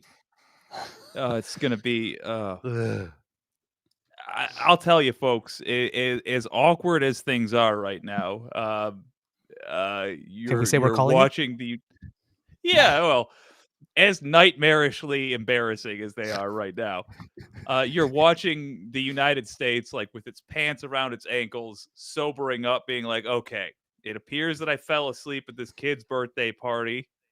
I probably have some charges coming. I should just run. Like, we're getting ourselves together. It's going to get uglier before it gets better, but we are going to find those pants. We are going to find our keys, and we are going to get the hell off this. But the morning after a rager where you have to call your friend and say, "Yeah, sorry, Dave, I didn't mean to shit in your tuba last night." But yes, but that's the. I thought it was a golden toilet. That's the morning when, like you say, you can't find your pants and they are wrapped around your knees, and you think you need to run, and then you run, but your pants are around your ankles. Oh, how'd I get that? Funny story. So, that reminds me of a joke that I was told decades ago, and I heard somebody say it online the other day, so I'll repeat it for you now because I think it's still kind of funny. So if you went up to the woods camping and sitting down around the campfire, have a couple of drinks, next morning you wake up, pants around your ankles, and your butt is just, it's killing you. Would you tell anybody? Would you tell anybody about it? Probably I know this joke, so I'm not going to answer. Not. Want to go camping this weekend? There we go. There we go. It's an old joke. Oh, come on. You didn't know that one? Yeah, I didn't. Must be a Canadian joke. I walked right into it, is what I said. Must be a Canadian joke. Yeah. No, that's that got me, man. Damn it. It must not have got a distribution deal down south yet. Well done, sir. Okay, gents, we got to wrap this up. I got to get into the office. I have a meeting in 20 minutes, and I got to bathe first because I'm sweating up a storm here under these hot lights. Okay. Beautiful. All right. Well, thank you so much for having me. I had a blast. Thanks for coming in. It was a joy to have you. It was a lot of fun, and we got a lot of information out, which is the goal of the program, right? Yep. And stay for My the extra pleasure, because we love interjections in the extra. So like try to throw me off. Okay. That's the end of this episode of the Daily Beaver Podcast. We hope you enjoyed listening to us because we enjoyed making this for you. Remember, sharing is caring and word of mouth is priceless. And you have the mouths whose words we want coming out of. So let your peeps know and never about trust us. Whitey. Never trust. Don't Whitey. trust adults over advice. 30. Yeah. Howdy doody. We love to hear from you. So our Facebook page is the True North Eager Beaver. Our Twitter feed is @True Eager, and our email address is TrueNorthEagerBeaver @gmail.com. If you'd like us to slide right into your box once we have something fresh off the bandwidth, you just go to our podpage.com/the True North Eager Beaver, and we will come to you as soon as we are ready. If you would like to encourage us and support us and like us to do more of this for you, then you go to our coffee page, ko-fi.com/Eager Beaver, all in one word, lowercase letters, and that's where you will find our emergency coffee /hot chocolate /Guinness /Caesar fund, so that we can keep on hiring a staff to keep us hydrated and fueled to do this. Again, our staff just keeps on disappearing on us. We don't know where they go. But we need to replenish them. So we need your help with that. So thank you very much. Every drop, every loony is appreciated. And of course, we cannot leave without saying thank you to our guest, your old pal Jake, our new pal Jake. He's not old enough yet to be our old pal. Yeah, our young pal Jake. The best I'm the senior mustache and citizen here. podcasting. What the age is. the best mustache and podcasting for joining us so that we could gossip and dish about all things US. And as I say before signing off, remember, it can be a tough world out there, kids. So please be kind to and gentle with yourself. Mr. Grizzly, I'll ask for your words of wisdom, but first, our guest, Jake, your words of wisdom. We already took care of the basic advice, but don't be afraid to harass your representatives. They're there to be bullied by you, so do it. There you go. And that's our Because Democracy is Something You Do segment. There you go. I completely agree with that. And I was going to say, be ever vigilant, because there are people who will cause you harm, cause your friends harm, your family harm, cause anybody who does not look like them and have their bank account. They will cause you harm to further their lot in life. So be ever vigilant. Vote. Write your representatives, write your MPs, your MPPs, your MLAs, your senators, your congresspeople, your governors. Write them and let them know what your concerns are, because letters do make a difference. Emails, not so much. Twitter does nothing. It does nothing. You have to do the old school thing, write a letter, sign your name, and send it in. Mm-hmm. And kids, I normally don't have words of wisdom, but if you're wondering why it is that I am so optimistic and happy all the time, it's because I considered all the other alternatives and decided, nah, Yeah. try it. Yeah. All right. Give it a go. All right. See you soon. Mr. Grizzly, roll the... You are listening to a True North Eager Beaver Media Podcast. The True North Eager Beaver podcasts are proudly brought to you by our founding sponsors, the Miss V Mysteries from Corvid Moon Publishing, your source for science fiction, fantasy, and cozy mysteries featuring a broad diversity of characters. CanadianTarot.com, your uniquely Canadian online eclectic tarot community and forum. And the Peppermaster, hot pepper sauces made from fresh farm ingredients to thrill your taste buds and expand your mind.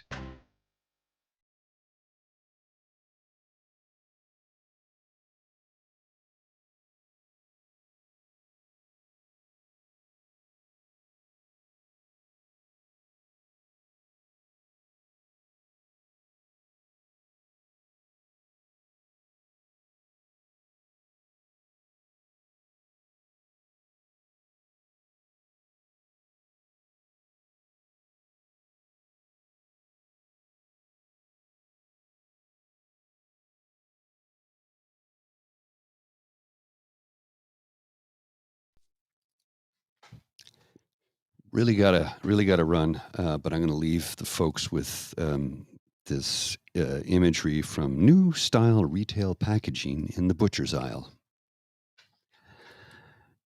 I don't know. Can't hear you, Mr. Grizzly, Mr. Beaver. Can't hear you at all. You've gone mute.